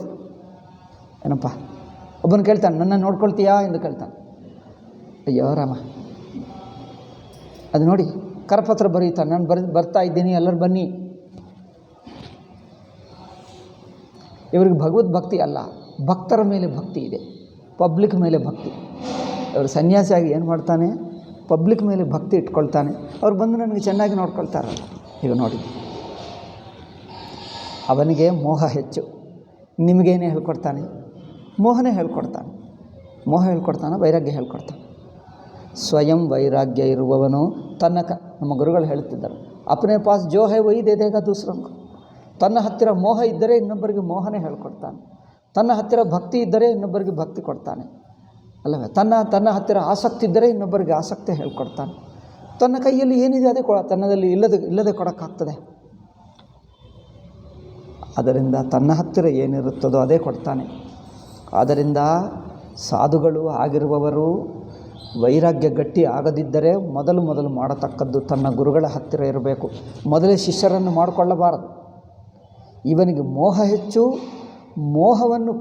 ಮೋಹವನ್ನು ಏನು ಹೇಳ್ತಾರಪ್ಪ, ಅಪನಯನ, ಕಲ್ಕೊಳ್ಳುವುದ, ಬಿಡಿಸುವುದ, ಹೋಗಲಾಡಿಸುವುದಕ್ಕೆ ಶಿಷ್ಯರು ಹೆಚ್ಚು ಮಾಡಿಕೊಳ್ತಾರೆ. ಶಿಷ್ಯರು ಹೆಚ್ಚು ಮಾಡಿಕೊಂಡ್ರೆ ಮೋಹ ಹೋಗುತ್ತದೆ, ಹೆಚ್ಚಾಗುತ್ತದೆ. ಆದ್ದರಿಂದ ಆಗುವುದೇನು?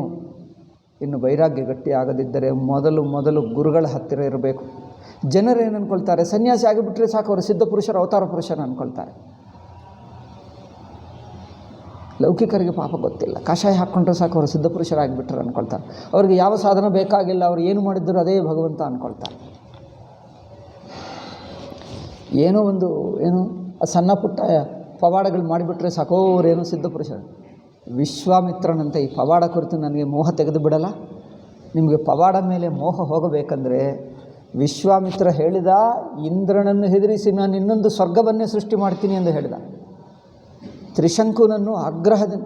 ತ್ರಿಶಂಕುವನ್ನು ದುರಾಗ್ರಹದಿಂದ ನಿನ್ನೆ ಅವರು ವಸಿಷ್ಠರು ನನಗೆ ಸ್ವರ್ಗ ಸಿಗಲ್ಲಪ್ಪ ಹೇಳಿದ. ನಿನಗಷ್ಟು ಪುಣ್ಯ ಇಲ್ಲ, ಅದು ಸಶರೀರ ಸ್ವರ್ಗ, ಈ ದೇಹದಿಂದಲೇ, ಮನುಷ್ಯ ದೇಹದಿಂದಲೇ ಸ್ವರ್ಗ. ಅದಕ್ಕೆ ಇನ್ನೂ ಹೆಚ್ಚಿನ ಸಾಮಾನ್ಯ ಸ್ವರ್ಗಕ್ಕೆ ಪುಣ್ಯ ಬೇಕು. ಸಶರೀರ ಸ್ವರ್ಗ, ಈ ಶರೀರ ಜೊತೆಗೆ ಸ್ವರ್ಗಕ್ಕೆ ಹೋಗಬೇಕಂದ್ರೆ ಇನ್ನೂ ಹೆಚ್ಚಿನ ಪುಣ್ಯ ಬೇಕು.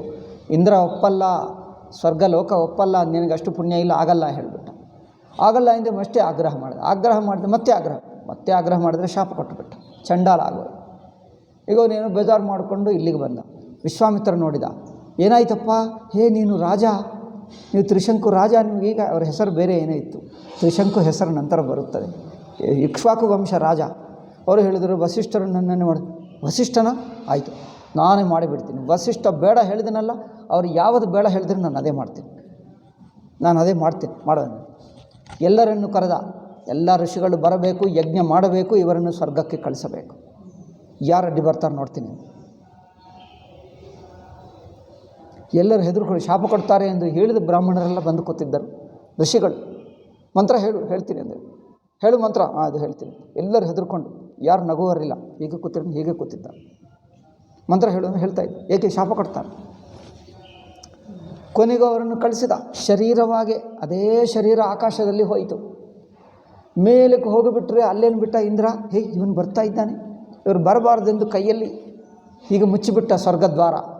ಅಷ್ಟೇ, ಅವನು ಇಲ್ಲಿಗೆ ತಳ್ಳಿಬಿಟ್ರೆ ಕೆಳಗೆ ಬರ್ತಾ ಇದ್ದಾನೆ, ಆಕಾಶ ಮೇಲೆ ಇದ್ದ. ಅವರು ಹೇಳಿದ, ವಿಶ್ವಾಮಿತ್ರರೇ, ನಾನು ಬೀಳ್ತಾ ಇದ್ದೀನಿ, ನನ್ನನ್ನು ತಳ್ಳಿಬಿಟ್ಟ. ತಳ್ಳುತ್ತಾನ ಸ್ವರ್ಗ, ತಳ್ಳುತ್ತಾನ, ಇಷ್ಟು ಧೈರ್ಯ ಅವರಿಗೆ, ಅಲ್ಲೇ ನಿಲ್ಲು ಎಂದು ಹೇಳಿಬಿಟ್ಟ.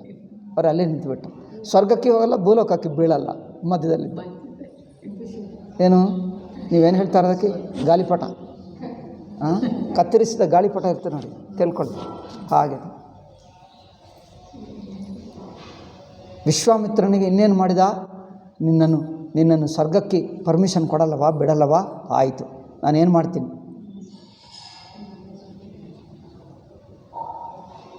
ನಿನ್ನನ್ನು ಇನ್ನೊಂದು ಸ್ವರ್ಗವನ್ನೇ ಸೃಷ್ಟಿ ಮಾಡ್ತೀನಿ, ಇನ್ನೊಂದು ಇಂದ್ರನನ್ನೇ ಸೃಷ್ಟಿ ಮಾಡ್ತೀನಿ. ಈ ಇಂದ್ರ ಬಿಡಲ್ಲವಾ, ಇನ್ನೊಂದು ಇಂದ್ರ ತಯಾರು ಮಾಡ್ತೀನಿ. ಬಟ್ ಸ್ವರ್ಗ ಹೇಗೆ, ಇನ್ನೊಂದು ಸ್ವರ್ಗವನ್ನೇ ಮಾಡ್ತೀನಿ, ಇನ್ನೊಂದು ಸ್ವರ್ಗ, ಇನ್ನೊಂದು ಇಂದ್ರ, ಇನ್ನೊಂದು ದೇವರು ಮಾಡಿ ನಾನು ನಿನ್ನನ್ನು ಸ್ವರ್ಗಕ್ಕೆ ಕಳಿಸ್ತೀನಿ ಅಂತ ಹೇಳಿದ್ದೀನಿ, ನಾನು ಮಾಡ್ತೀನಿ. ಇಷ್ಟು ಸಿದ್ಧಿಗಳು ಯಾವಕ್ಕೆ ಸಾಯಿಬಾಬಾಕ್ಕಿದೆಯಾ, ಇನ್ನು ಯಾರೇ ಹಾಕಿದೆಯಾ? ಇನ್ನೊಂದು ಸ್ವರ್ಗವನ್ನೇ ಸೃಷ್ಟಿ ಮಾಡ್ತಾನೆ, ಇನ್ನೊಂದು ಇಂದ್ರನನ್ನೇ ಸೃಷ್ಟಿ ಮಾಡ್ತಾನೆ. ಯಾರಿಗಿದಪ್ಪ ಇಷ್ಟು ಸಿದ್ಧಿ? ಅಂಥ ಸಿದ್ಧಿ ಇರುವರನ್ನೇ ನಾವು ಬ್ರಹ್ಮಜ್ಞಾನಿ ಹೇಳಲಿಲ್ಲ, ಹೇಳಿದ್ದೀವ? ಇನ್ನೊಂದು ಇಂದ್ರನನ್ನೇ ಸೃಷ್ಟಿ ಮಾಡ್ತಾನೆ. ಈ ಭೂಲೋಕ ಅಂತೂ ನತ್ತಿಲ್ಲ, ಇನ್ನೊಂದು 10-6 ಭೂಲೋಕಗಳು ಮಾಡ್ತಾನೆ ಅಲ್ಲ. ಇಷ್ಟು ಹೊಳಿ ನರಸೀಪುರ ಊರುಗಳೇ 5-6 ಹೊಳಿ ನರಸೀಪುರ ಬೇಕಂದ್ರೆ ಮಾಡಿಬಿಡ್ತಾನೆ. ಎಲ್ಲ ಹೊಳಿ ನರಸೀಪುರ ಹೀಗೆ ಇರ್ತದೆ, ನೀವು ಅದೋ ಇದೋ ಗೊತ್ತಾಗಲ್ಲ. ಅವರು 5-6 ಹೊಳಿ ನರಸೀಪುರಗಳು, 5-6 ಕಾರ್ಯಾಲಯಗಳು ಮಾಡಿಬಿಟ್ರೆ, ನೀವು ಇಲ್ಲಿಂದ ಹೊರಟ್ರೆ ನಿಮ್ಮ ಊರು ಯಾವುದೋ, ನಿಮ್ಮ ಮನೆ ಯಾವುದೋ ಗೊತ್ತಾಗಲ್ಲ. ಎಲ್ಲಿ ಹೋದರೆ ನಿಮ್ಮ ಮನೆಯೇ ಇರುತ್ತದೆ, ಇನ್ನೊಂದು ಹೋದರೆ ಇನ್ನೊಂದು ಮನೆ ಇರುತ್ತೆ. ಅಯ್ಯೋ, ನನ್ನ ಮನೆ ಏನು ಕನ್ಫ್ಯೂಸ್ ಆಗಿಬಿಡ್ತೀರಿ, ಗೊಂದಲ ಆಗಿಬಿಡ್ತೀರಿ. ಬೇಡ ಎಂದು ಹೇಳಿ, ವಿಶ್ವಾಮಿತ್ರರೇ, ನಿಮ್ಮ ಸಿದ್ಧಿ ನಮಗೆ ಬೇಡ, ಅಲ್ಲವೇ? ನಮಗೆ ಭಾಗವತನೇ ಚೆನ್ನಾಗಿದೆ, ನಿಮ್ಮ ಸಿದ್ಧಿ ಬೇಡ ಅಂದರೆ ಏನಾಗಬೇಕು? ಆದ್ದರಿಂದ ಅದು ಯಾವ ಸಿದ್ಧಿ ಬೇಡ ನಮಗೆ. ವಿಶ್ವಾಮಿತ್ರನಿಗಿಂತ ದೊಡ್ಡ ಸಿದ್ಧಿ ಯಾರಿಗಾದರೂ ಇದೆಯಾ? మరి ಸಿದ್ಧಿ ಇದ್ದ ಮಾತ್ರದಿಂದ ಏನಾಗ್ತದಪ್ಪ? ಸಿದ್ಧಿ ಇದ್ದವರೇನು ಸಿದ್ಧ ಪುರುಷರಾಗಲ್ಲ ಅಲ್ಲವೇ? ಸಿದ್ಧಿ ಅದೊಂದು ಮಾನಸಿಕ ಶಕ್ತಿ.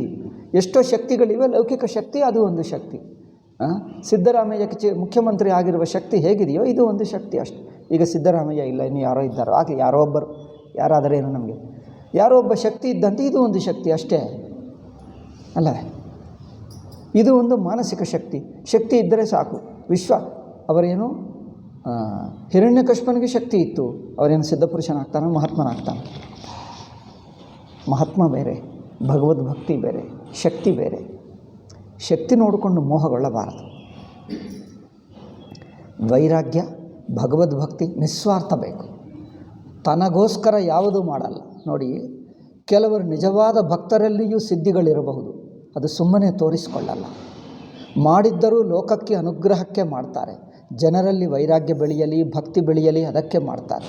ಶ್ರೀಧರ ಸ್ವಾಮಿಗಳಿಗೆ ಇತ್ತು, ಯಾರು ಗೊಂದಾವಳಿ ಮಹಾರಾಜರಿಗಿತ್ತು. ಸುಮ್ಮನೆ ತೋರಿಸ್ತಿರಲಿಲ್ಲ. ಲೋಕಕ್ಕೆ ಅನುಗ್ರಹ ಮಾಡುವ ಅವರಿಗೆ ಸಾಧಕರನ್ನು ಮಾಡಿ ವೈರಾಗ್ಯ ಬೆಳೆಸಿ ಭಗವದ್ ಭಕ್ತಿಯನ್ನು ಉಂಟು ಮಾಡುವ ಸಂದರ್ಭ ಇದ್ದರೆ ಅಲ್ಲಿ ಮಾತ್ರ ತೋರಿಸೋದು ಏನೋ ಒಂದು ಚೂರು ಅಷ್ಟೇ. ಮಿಕ್ಕದು ಏನಿಲ್ಲದಂತೆ ಇರುತ್ತಿದ್ದ, ಏನು ಗೊತ್ತಿಲ್ಲದಂತೆ. ಅದು ತೋರಿಸೋದೇ ಬೇಡ. ಜನರಿಗೆ ನಿಜವಾದ ಏನಾಗಬೇಕು, ಭಕ್ತಿ ಬೆಳೆಯಬೇಕು, ವೈರಾಗ್ಯ ಆಗಬೇಕು, ಅದೇ ಮುಖ್ಯ. ಇದು ಯಾವ ಸಿದ್ಧಿ ಮನುಷ್ಯನನ್ನು ತೃಪ್ತಿ ಮಾಡಲ್ಲ. ಈ ಸಿದ್ಧಿಗಳೆಲ್ಲ ಲೌಕಿಕ ಶಕ್ತಿ, ಲೌಕಿಕ ಸಂಪದ, ಲೌಕಿಕ ಕೀರ್ತಿ ಅಂಥದ್ದೇ, ಅದು ಒಂದು ಶಕ್ತಿ ಅಷ್ಟೇ. ಆದ್ದರಿಂದ ಶಕ್ತಿಗಳನ್ನು ನೋಡಿಕೊಂಡು, ಪವಾಡಗಳನ್ನು ನೋಡಿಕೊಂಡು ಆಕರ್ಷಿತರಾಗಬಾರದು. ಪವಾಡಗಳೆಲ್ಲ ಲೌಕಿಕವೇ, ಅದೇನು ದೊಡ್ಡ ವಿಷಯವಲ್ಲ. ಅಸುರರಿಗೆ ಪವಾಡಗಳಿರುತ್ತವೆ. ಆ ಪವಾಡ ಇರುವ ಮಾತ್ರದಿಂದ ಏನು ಮಹನೀಯರಾಗಲ್ಲ. ಅವರ ವೈರಾಗ್ಯ, ಅವರ ಭಕ್ತಿ ಬಲನೇ ದೊಡ್ಡದು. ವೈರಾಗ್ಯ ಬಲ, ಭಕ್ತಿ ಬಲನೇ ದೊಡ್ಡದು. ಆಯಿತಾ? ಆದ್ದರಿಂದ ಸಾಮಾನ್ಯ ಸಾಧಕರಿಗೆ, ಇನ್ನೂ ಆಸಕ್ತಿ ಇರುವವರು, ಪವಾಡ ಇದೆ, ಲೋಕಕ್ಕೆ ತೋರಿಸಿಕೊಳ್ಳಬೇಕು, ಕೀರ್ತಿ ಬರಬೇಕು, ಹೆಚ್ಚು ಜನರು ಅಂಥವರು ಮೊದಲು ಅರ್ಜೆಂಟ್ಲಿ ಗುರುಗಳ ಹತ್ತಿರ ಹೋಗಲಿ. ತನ್ನ ಗುರುಗಳ ಹತ್ತಿರ ಹೋಗಿ ಮೊದಲು ವೈರಾಗ್ಯ ಕಲಿತುಕೊಳ್ಳಲಿ. ಗುರುಗಳ ಸೇವಾ, ಭಗವತ್ ಸೇವಾ ತನ್ನ ಸಾಧನದಲ್ಲಿರಲಿ. ತಾನು ಸಾಧನ ಮಾಡುವುದು ಬಿಟ್ಟು ಜನರನ್ನು ಏನು ಮಾಡ್ತಾರೆ, ಸಂಗ್ರಹ ಮಾಡ್ಕೊಳ್ತಾರೆ. ಈಗ ಆಶ್ರಮಗಳು ಕಟ್ಕೊಳ್ತಾರೆ, ತಿರುಗುತ್ತಾರೆ. ಎಲ್ಲಿ ಹೋದರೆ ಏಕೆ ನನಗೆ ಜನರನ್ನು ನೋಡ್ಕೊಳ್ತಾರೆ. ಈಗ ಇದೇ ಅವ್ರಿಗೊಂದು ಮೋಹ ಆಗಿಬಿಟ್ಟಿತ್ತು ಅಲ್ಲವೇ? ಇಲ್ಲಿ ನೋಡಿ, ಸ್ವಯಂ ತೋ ಅಜ್ಞಾನಿ ಹೈ, ಸಮಜ್ತಾ ನಹಿ. ಅಂಥವ್ರು ಏನು ಮಾಡಬೇಕು? ಕ್ಯಾ ಕರ್ನಾ ಅವ್ರು ಕ್ಯಾ ನಹಿ ಕರ್ನಾ, ಅವ್ರ ಇಂದ್ರಿಯ ಅಪ್ನೆ ವಶ ಮೇ ನಹಿ ಹೈ. ಮನಸ್ಸು ತನ್ನ ವಶದಲ್ಲಿಲ್ಲ, ಇಂದ್ರಿಯಗಳು ತನ್ನ ತನ್ನ ತನ್ನ ತನ್ನ ವಶ ಅಂದರೆ ತನ್ನ ನಿಗ್ರಹದಲ್ಲಿಲ್ಲ. ಅದು ಬೇಕು ಇದು ಬೇಕು ಎಂದು ಆಸೆ ಇಟ್ಕೊಳ್ತಾರೆ. ಈಗ ಅಂಥವನು ತನ್ನ ಕರ್ತವ್ಯ ಕರ್ಮ ಮಾಡಲ್ಲ ಅಂದರೆ ಏನಾಗಬೇಕಪ್ಪ? ಇಂದ್ರಿಯ ನಿಗ್ರಹ, ಮನೋನಿಗ್ರಹ ಇಲ್ಲದವನು ಕರ್ತವ್ಯ ಕರ್ಮ ಮಾಡಬೇಕು, ಭಗವತ್ ಸೇವಾ ಮಾಡಬೇಕು, ಭಗವತ್ ಸಾಧನ ಆರಾಧನೆ ಮಾಡಬೇಕು. ಮಾಡ್ತಾ ಮಾಡ್ತಾ ಮಾಡ್ತಾ ಇಂದ್ರಿಯಗಳೆಲ್ಲ ಕರ್ಮ ಸಾಧನ ಮಾಡುತ್ತಾ ಇದ್ದರೆ ಇಂದ್ರಿಯಕ್ಕೆ ನಿಗ್ರಹ ಬರುತ್ತದೆ, ಮನಸ್ಸುಗೆ ನಿಗ್ರಹ ಬರುತ್ತದೆ. ಆವಾಗ ನಿಜವಾದ ಶುದ್ಧನಾಗ್ತಾನೆ. तो देखो, एक तो अज्ञानी शराब पीकर बेहोश, दूसरे चंचल मन और तीसरे बात मानता नहीं. अब कौन दबा दे काम दे. 3 ಬಗೆ ಜನರಿರುತ್ತಾರೆ. ಒಬ್ಬನಿಗೆ ಕೆಟ್ಟ ಹವ್ಯಾಸಗಳಿರುತ್ತವೆ, ಶರಾಬ್ ಪೀಕರ್ ಬೇಹೋಸ್ ಹೋ ಜಾತಾ ಹೈ. ಇನ್ನೊಬ್ಬರಿಗೆ ಮನಸ್ಸು ಚಂಚಲ, ಅದು ಮಾಡಬೇಕು ಇದು ಮಾಡಬೇಕು, ಅಲ್ಲಿ ಹೋಗಬೇಕು ಇಲ್ಲಿ ಹೋಗಬೇಕು. ಚಂಚಲ ಜನರೇ ಶಿಷ್ಯರನ್ನು ಹೆಚ್ಚು ತಯಾರು ಮಾಡ್ಕೊಳ್ತಾರೆ. ಏಕೆಂದರೆ ಇವರಿಗೆ ಚಂಚಲ ಬುದ್ಧಿ. ಶಿಷ್ಯನಿಲ್ಲದಿದ್ದರೆ ಇವರಿಗೆ ತೋಚಲ್ಲ. ಎಲ್ಲಿ ಹೋದರೂ 4 ಜನರು ನನ್ನ ಜೊತೆಗೆ ಇರಬೇಕು, 4 ಜನರು ಜೊತೆಗೆ ಇರಬೇಕು. ಅದರಿಂದ ಸುಮ್ಮನೆ ಚಂಚಲ ಬುದ್ಧಿ ಇರುವವರೇ ಶಿಷ್ಯರನ್ನು ಹೆಚ್ಚು ತಯಾರು ಮಾಡ್ಕೊಳ್ತಾರೆ. ಏಕೆ? ಎಲ್ಲಿ ಹೋದರೂ ಅವ್ರ ಜೊತೆಗೆ ಇರುತ್ತಾರಲ್ಲ, ಅವ್ರು ಬೇಕು, ಇವರು ಬೇಕು, ಇವರು ಬೇಕು, ಇವರು ಬೇಕು. ಈಗ 3ನೇದೇನೆಂದರೆ ಯಾರ ಮಾತು ಕೇಳಲ್ಲ. ದೂಸರೆ ಕಿ ಬಾತ್ ಮಾನ್ತಾ ನಹಿ ಹೈ. ಇನ್ನೊಬ್ಬರ ಮಾತು ಕೇಳಲ್ಲ, ಆಗ್ರಹವಿಟ್ಕೊಳ್ತಾರೆ. ಇಂಥ 3 ಬಗೆ ಜನರು ಲೌಕಿಕರು, ಬಹಿರ್ಮುಖರು. ಆದ್ದರಿಂದ ಲೋಗ್ ಪೂಜ್ತೆ ಹೈ ಕಿ ವೇದ ಮೇ ಜೋ ಕಹಾ ಹುವಾ ಹೈ ವೋ ಹಮ್ ಕ್ಯೂ ಕರೆ. ಇನ್ನೂ ಕೆಲವರು ಹೇಳ್ತಾರೆ, ಹೌದು ಶಾಸ್ತ್ರದಲ್ಲಿ ಹೇಳಿದೆ, ಅದು ಮಾಡು ಇದು ಮಾಡು, ಸಾಧನ ಹೇಳಿದೆ, ಅದೆಲ್ಲ ನಾವು ಏಕೆ ಮಾಡಬೇಕು ಕೇಳ್ತಾರೆ. ಅದಕ್ಕೆ ಗುರುಗಳು, ಅರೆ ಭಾಯಿ, ತುಮಾರೆ ಪರ್ದಾದ ದಾದಾ ಬಾಪ್ ಕರ್ತೇತೆ. ನಿಮ್ಮ ಅಜ್ಜ ಮಾಡುತ್ತಿದ್ದರು, ಅಪ್ಪ ಮಾಡುತ್ತಿದ್ದರು, ಇನ್ನು ಮುತ್ತಜ್ಜ ಮಾಡುತ್ತಿದ್ದರು, ಅಜ್ಜ ಮಾಡುತ್ತಿದ್ದರು, ಅಪ್ಪ ಮಾಡುತ್ತಿದ್ದರು. ಅವರೆಲ್ಲರೂ ಇದೇ ಸಾಧನಗಳು. ಪೂರ್ವ ಕಾಲದಲ್ಲಿ ನೋಡಿ ಎಷ್ಟು ಜನ ಎಷ್ಟು ವರ್ಷಗಟ್ಟಲೆ ಸಾಧನೆ ಮಾಡುತ್ತಿದ್ದರು ಗೊತ್ತಾ? ಇಂದ್ರಿಯ ನಿಗ್ರಹ, ಮನೋನಿಗ್ರಹ ಗಟ್ಟಿಯಾಗುವವರೆಗೂ ಅದೇ ಪೂಜಾ, ಅದೇ ಜಪ, ಅದೇ ಆರತಿ. ಎಷ್ಟು ಸಲ ಜಪ ಆಗಲಿ, ಪೂಜಾ ಆಗಲಿ, ಪಾರಾಯಣವಾಗಲಿ, ಕಠೋರ ಸಾಧನ. ತಣ್ಣೀರಿನಲ್ಲಿ ಸ್ನಾನ ಮಾಡುವುದು, ಮಡಿಬಟ್ಟು ಉಟ್ಕೊಳ್ಳೋದು, ಮತ್ತು ಅದೇ ಅದೇ ಅದೇ ಅದೇ ಎಷ್ಟು ವರ್ಷಗಟ್ಟಲೆ ಮಾಡುತ್ತಿದ್ದರು ಗೊತ್ತಾ? ಕೆಲವರು ನೋಡಿದ್ದೀನಿ 150 ಸಲ ವಾಲ್ಮೀಕಿ ರಾಮಾಯಣ ಪಾರಾಯಣ ಮಾಡಿದ್ದನಂತೆ. ರಾಮಾನುಜಾಚಾರ್ಯರು 108 ಸಲ ವಾಲ್ಮೀಕಿ ರಾಮಾಯಣ ಗುರುಮುಖದಿಂದ ಕೇಳಿದನಂತೆ. 108 ಸಲ, 50 ಸಲ ವಾಲ್ಮೀಕಿ ರಾಮಾಯಣ ಪಾರಾಯಣ. ಒಂದು ಪಾರಾಯಣನೇ 2 ತಿಂಗಳು 3 ತಿಂಗಳು ಆಗುತ್ತದೆ. ಅಂಥದ್ದು 50 ಸಲ. ಎಷ್ಟು ವರ್ಷಗಟ್ಟಲೆ ಮಾಡ್ತಾ ಇದ್ದಾರೆ. ಏಕೆ? ಅದೇ ಮಾಡು. ಭಗವಂತ ತನ್ನ ಹೃದಯದಲ್ಲಿ ಕುಳಿತುಕೊಂಡು ವಸ್ತುಗಳ ಮೇಲೆ, ನಾಮರೂಪ ಮೇಲೆ ಆಸಕ್ತಿ, ಮೋಹ, ಅಭಿಮಾನ, ಅದು ಬೇಕು ಇದು ಬೇಕು ಎನ್ನುವುದೇ ಹೋಗಲಿ. ಯಾವುದು ಹೇಗೆ ನಡೆದರೂ ಭಗವಂತನ ಇಚ್ಛೆ ಬಿಟ್ಟುಬಿಡು.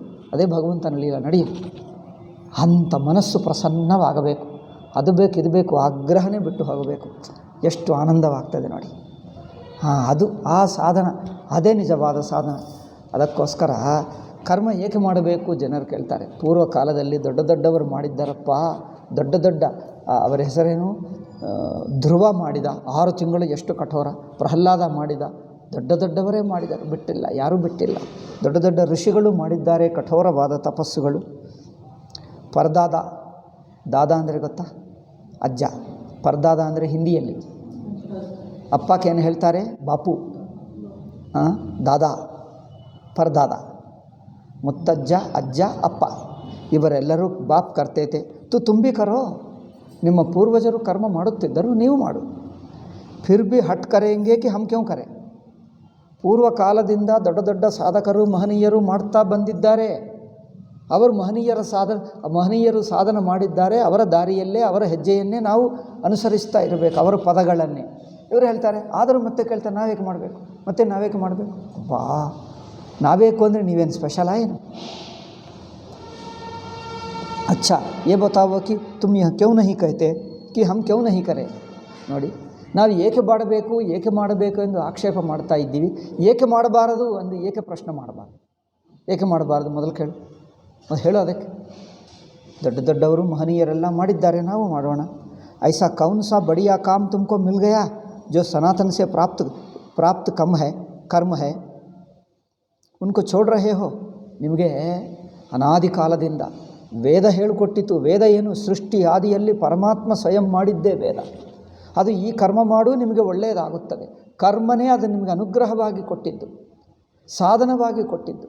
ಅಂಥ ಅನುಗ್ರಹವಾಗಿ ನಿಮಗೆ ಕೊಟ್ಟಿರುವ ಕರ್ಮಗಳು, ನಿತ್ಯ ಕರ್ಮಗಳು, ಸಾಧನಗಳನ್ನು ಬಿಟ್ಟು ಅಂಥ ಭಗವಂತ ವೇದ ಮೂಲಕವಾಗಿ ದೊಡ್ಡ ಋಷಿಗಳಿಗೆ ಕೊಟ್ಟಿರುವಂಥ ಪ್ರೀತಿಯಿಂದ ಕೊಟ್ಟಿರುವ ಸಾಧನಗಳನ್ನು ಬಿಟ್ಟು ಏನೇನೋ ಮಾಡ್ತಾ ಇದ್ದೀವಪ್ಪ.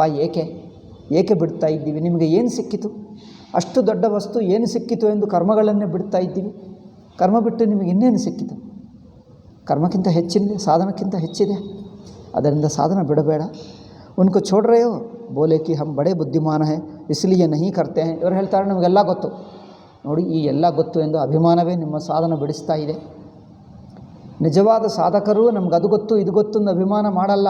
ನಮಗೇನು ಗೊತ್ತಿಲ್ಲ ಎಂದಂತೆಯೇ ಮುಗ್ಧರ ಹಾಗೆ ನಾವಿನ್ನು ಸಾಮಾನ್ಯರು, ಅಲ್ಪ ಜನರು ಎಂದೇ ಸಾಧನೆ ಮಾಡ್ಕೊಳ್ತಾರೆ. ನಮಗೆಲ್ಲ ಮಾಡಿದೆ ಎಂದು ಬಿಡಲ್ಲ. ನಾವು ಅಲ್ಪ ಜನರು, ನಮಗೇನು ಗೊತ್ತಿಲ್ಲ ಎಂದೇ ಸಾಧನೆ ಮಾಡ್ಕೊಳ್ತಾರೆ. ಅಲ್ಪ ಜನರೆಂದೇ ಮಾಡ್ಕೊಳ್ತಾರೆ. ಹಮ್ ಬಹುತ್ ಬಡೆ ಅಭಿಮಾನಿ ಹೈ ಇಸ್ಲಿಯೇ ನಹಿ ಕರ್ತೆ ಹೈ. ಸೊ ಸಾಧನಗಳು ಬಿಟ್ಟಿರುವವರೆಲ್ಲ ಅಭಿಮಾನಿಗಳೇ, ಶಾಸ್ತ್ರ ಹೇಳ್ತಾರೆ. ತನ್ನ ಸಾಧನ ತಾನು ನಿಶ್ಚಿಂತವಾಗಿ ಭಕ್ತಿಯಿಂದ ಮಾಡಿಕೊಳ್ಳವರೇ ಮುಗ್ಧರು. ಬಿಡಲ್ಲ, ಯಾರೂ ಬಿಡಲ್ಲ. ಹಿಂದೆ ಮಾಡಿದವರು ನಂತರ ಭಗವದ್ ಭಕ್ತಿ ಸಿಕ್ಕಿದ ನಂತರನೂ ಹಿಂದೆ ಮಾಡಿರುವ ಅಭ್ಯಾಸದಿಂದ ಮಾಡ್ತಾರೆ. ಅಂದರೆ ನೀವು ಮಾಡಿದ್ದು ಅಭ್ಯಾಸ ಗಟ್ಟಿಯಾಯಿತು ಎಂದರ್ಥ. ಅಭ್ಯಾಸ ಗಟ್ಟಿಯಾಗದಿದ್ದರೆ ಜಾರಿ ಹೋಗುತ್ತದೆ. ಅಭ್ಯಾಸ ಆಗಿಬಿಟ್ರೆ ಟೈಮ್ ಆದರೆ ಸಾಕು, ತಾನೇ ಸಮಯ ಬಂದರೆ ಸಾಕು, ಮಾಡ್ತಾನೆ ಇರ್ತದೆ. ಇನ್ನೊಬ್ಬರು ಏನು ಹೇಳಲಿ ಬಿಡಲಿ, ತನ್ನ ಪಾಡಿಗೆ ತಾನು ಮಾಡ್ತಾನೆ ಇರ್ತಾನೆ. ಅದು ಅಭ್ಯಾಸ ಆಗಿಬಿಡ್ತದೆ. ಏತೋ ಸಬ್ ತಮೋಗುಣ ರಜೋಗುಣ ಕಿ ಬಾತ್ ಹೈ. ಜನರು ಬಿಡುತ್ತಾರೆ ಅಂದರೆ ತಮೋಗುಣ ರಜೋಗುಣದಿಂದ ಬಿಡುತ್ತಾರೆ. ಸೋಮಾರಿತನದಿಂದ, ಆಸಕ್ತಿಯಿಂದ, ಚಂಚಲ ಬುದ್ಧಿಯಿಂದ, ಅಹಂಕಾರದಿಂದ ನಾವೇಕೆ ಮಾಡಬೇಕು ಎಂದು. ಆದ್ದರಿಂದ ತಮೋಗುಣ ರಜೋಗುಣದವರು ಸಾಧನಗಳು ಮಾಡಲ್ಲ, ಸಾತ್ವಿಕರು ಮಾಡ್ತಾರೆ ಅಲ್ಲವೇ. ಶ್ರದ್ಧಾ ಸಂಪತ್ತಿ ತೋ ಬಿಲ್ಕುಲ್ ಸಾತ್ವಿಕ ಹೋತಿ ಹೈ.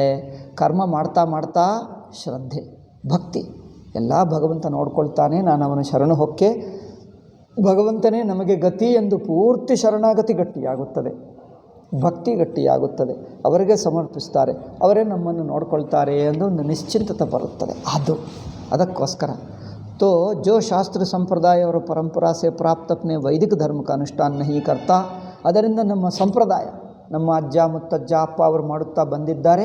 ಅವರು ನೋಡಿಕೊಂಡು ಅವರು ಮಾಡಿರುವ ಸಾಧನೆಗಳೆಲ್ಲ ಈ ಕಾಲದಲ್ಲಿ ಅಪ್ಪ ಅಜ್ಜ ಯಾರು ಬರ್ತಾನೆ ಇಲ್ಲ ಅಲ್ಲವೇ. ಅಜ್ಜ ಮಾಡಿದರೆ ಮಾಡಬಹುದು, ಅಪ್ಪಂದಿರು ಬಿಟ್ಟರು. ಏಕೆ ಅಪ್ಪಂದಿರೆಲ್ಲ ಇಂಗ್ಲೀಷ್ ಮೀಡಿಯಮ್ ಓದಿಬಿಟ್ರು, ಇವ್ರಿಗೇನು ಬರ್ತದೆ. ಪೂರ್ವ ಕಾಲದಲ್ಲಿ ಅವರು ಶಾಸ್ತ್ರಕ್ಕೆ ಅನುಗುಣವಾಗಿ ಆಚರಿಸ್ತಿದ್ದರು. ಈಗ ಅವರು ಬಿಟ್ಟರು. ಏಕೆ? ಅವರು ತಲೆಮಾರಿನಿಂದಲೇ ಶಾಲೆಗೆ ಹೋಗೋದು ಶುರುವಾಯಿತು. ಶಾಲೆಗೆ ಹೋದವರಿಗೆ ಈ ಮಗುಗೇನು ಬರಲ್ಲ. ಏಕೆ? ಅಪ್ಪಕ್ಕೆ ಬರಲ್ಲ, ಇವರಿಗೇನು ಬರ್ತದೆ. ಹಾಗೆ ಆಗಿಬಿಟ್ಟಿತ್ತು ಗತಿ, ದುರ್ಗತಿ ಆಗಿಬಿಟ್ಟಿತ್ತು.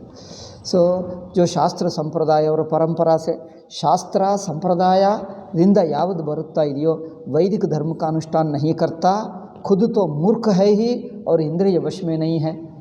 ಸಾಧನ ಮಾಡಲ್ಲ, ಸ್ವಯಂ ಮೂರ್ಖ. ಇಂದ್ರಿಯ ನಿಗ್ರಹ ಇಲ್ಲ, ಏನಾಗಬೇಕು ಗತಿ? ಇಂದ್ರಿಯ ನಿಗ್ರಹವಿರಲ್ಲ, ಇಲ್ಲ, ಸಾಧನ ಮಾಡಲ್ಲ, ಸ್ವಯಂ ಮೂರ್ಖ, ತನಗೇನು ಗೊತ್ತಿಲ್ಲ, ಇನ್ನೊಬ್ಬರು ಹೇಳಿದ್ದು ಕೇಳಲ್ಲ, ಏನಾಗಬೇಕು? ಎಷ್ಟು ದುರ್ಗತಿಯಪ್ಪ, ಭಯಂಕರ ದುರ್ಗತಿ. ಅದರಿಂದ ವಿನಯವಾಗಿಟ್ಕೊಳ್ಳಬೇಕು. ನಮಗೆಲ್ಲ ಗೊತ್ತು ಅನ್ನಲ್ಲ, ಇನ್ನೂ ಗೊತ್ತಿಲ್ಲದಂತೆ ಕಲಿಯಬೇಕು. ಗೊತ್ತಿಲ್ಲದಂತೆ, ನಾನು ಮಾಡಲಿಲ್ಲ, ಏನೂ ಸಾಧನ ಮಾಡಲಿಲ್ಲ ಎಂದಂತೆ ಮಾಡಬೇಕು. ನಾವೆಲ್ಲ ಮಾಡಿದೆ ಅಂತ ಅಲ್ಲ, ನಾನು ಇನ್ನೂ ಸಾಧಕನೇ, ನನಗೇನು ಗೊತ್ತಿಲ್ಲ ಎಂದಂತೆ ವಿನಯಶೀಲನಾಗಿ ಮಾಡಬೇಕು. ವಿನಯ, ಶ್ರದ್ಧಾ, ಭಗವಂತನ ನಂಬಿಕೋ, ವಿನಯದಿಂದ ಮಾಡುತ್ತಾ ಇರು.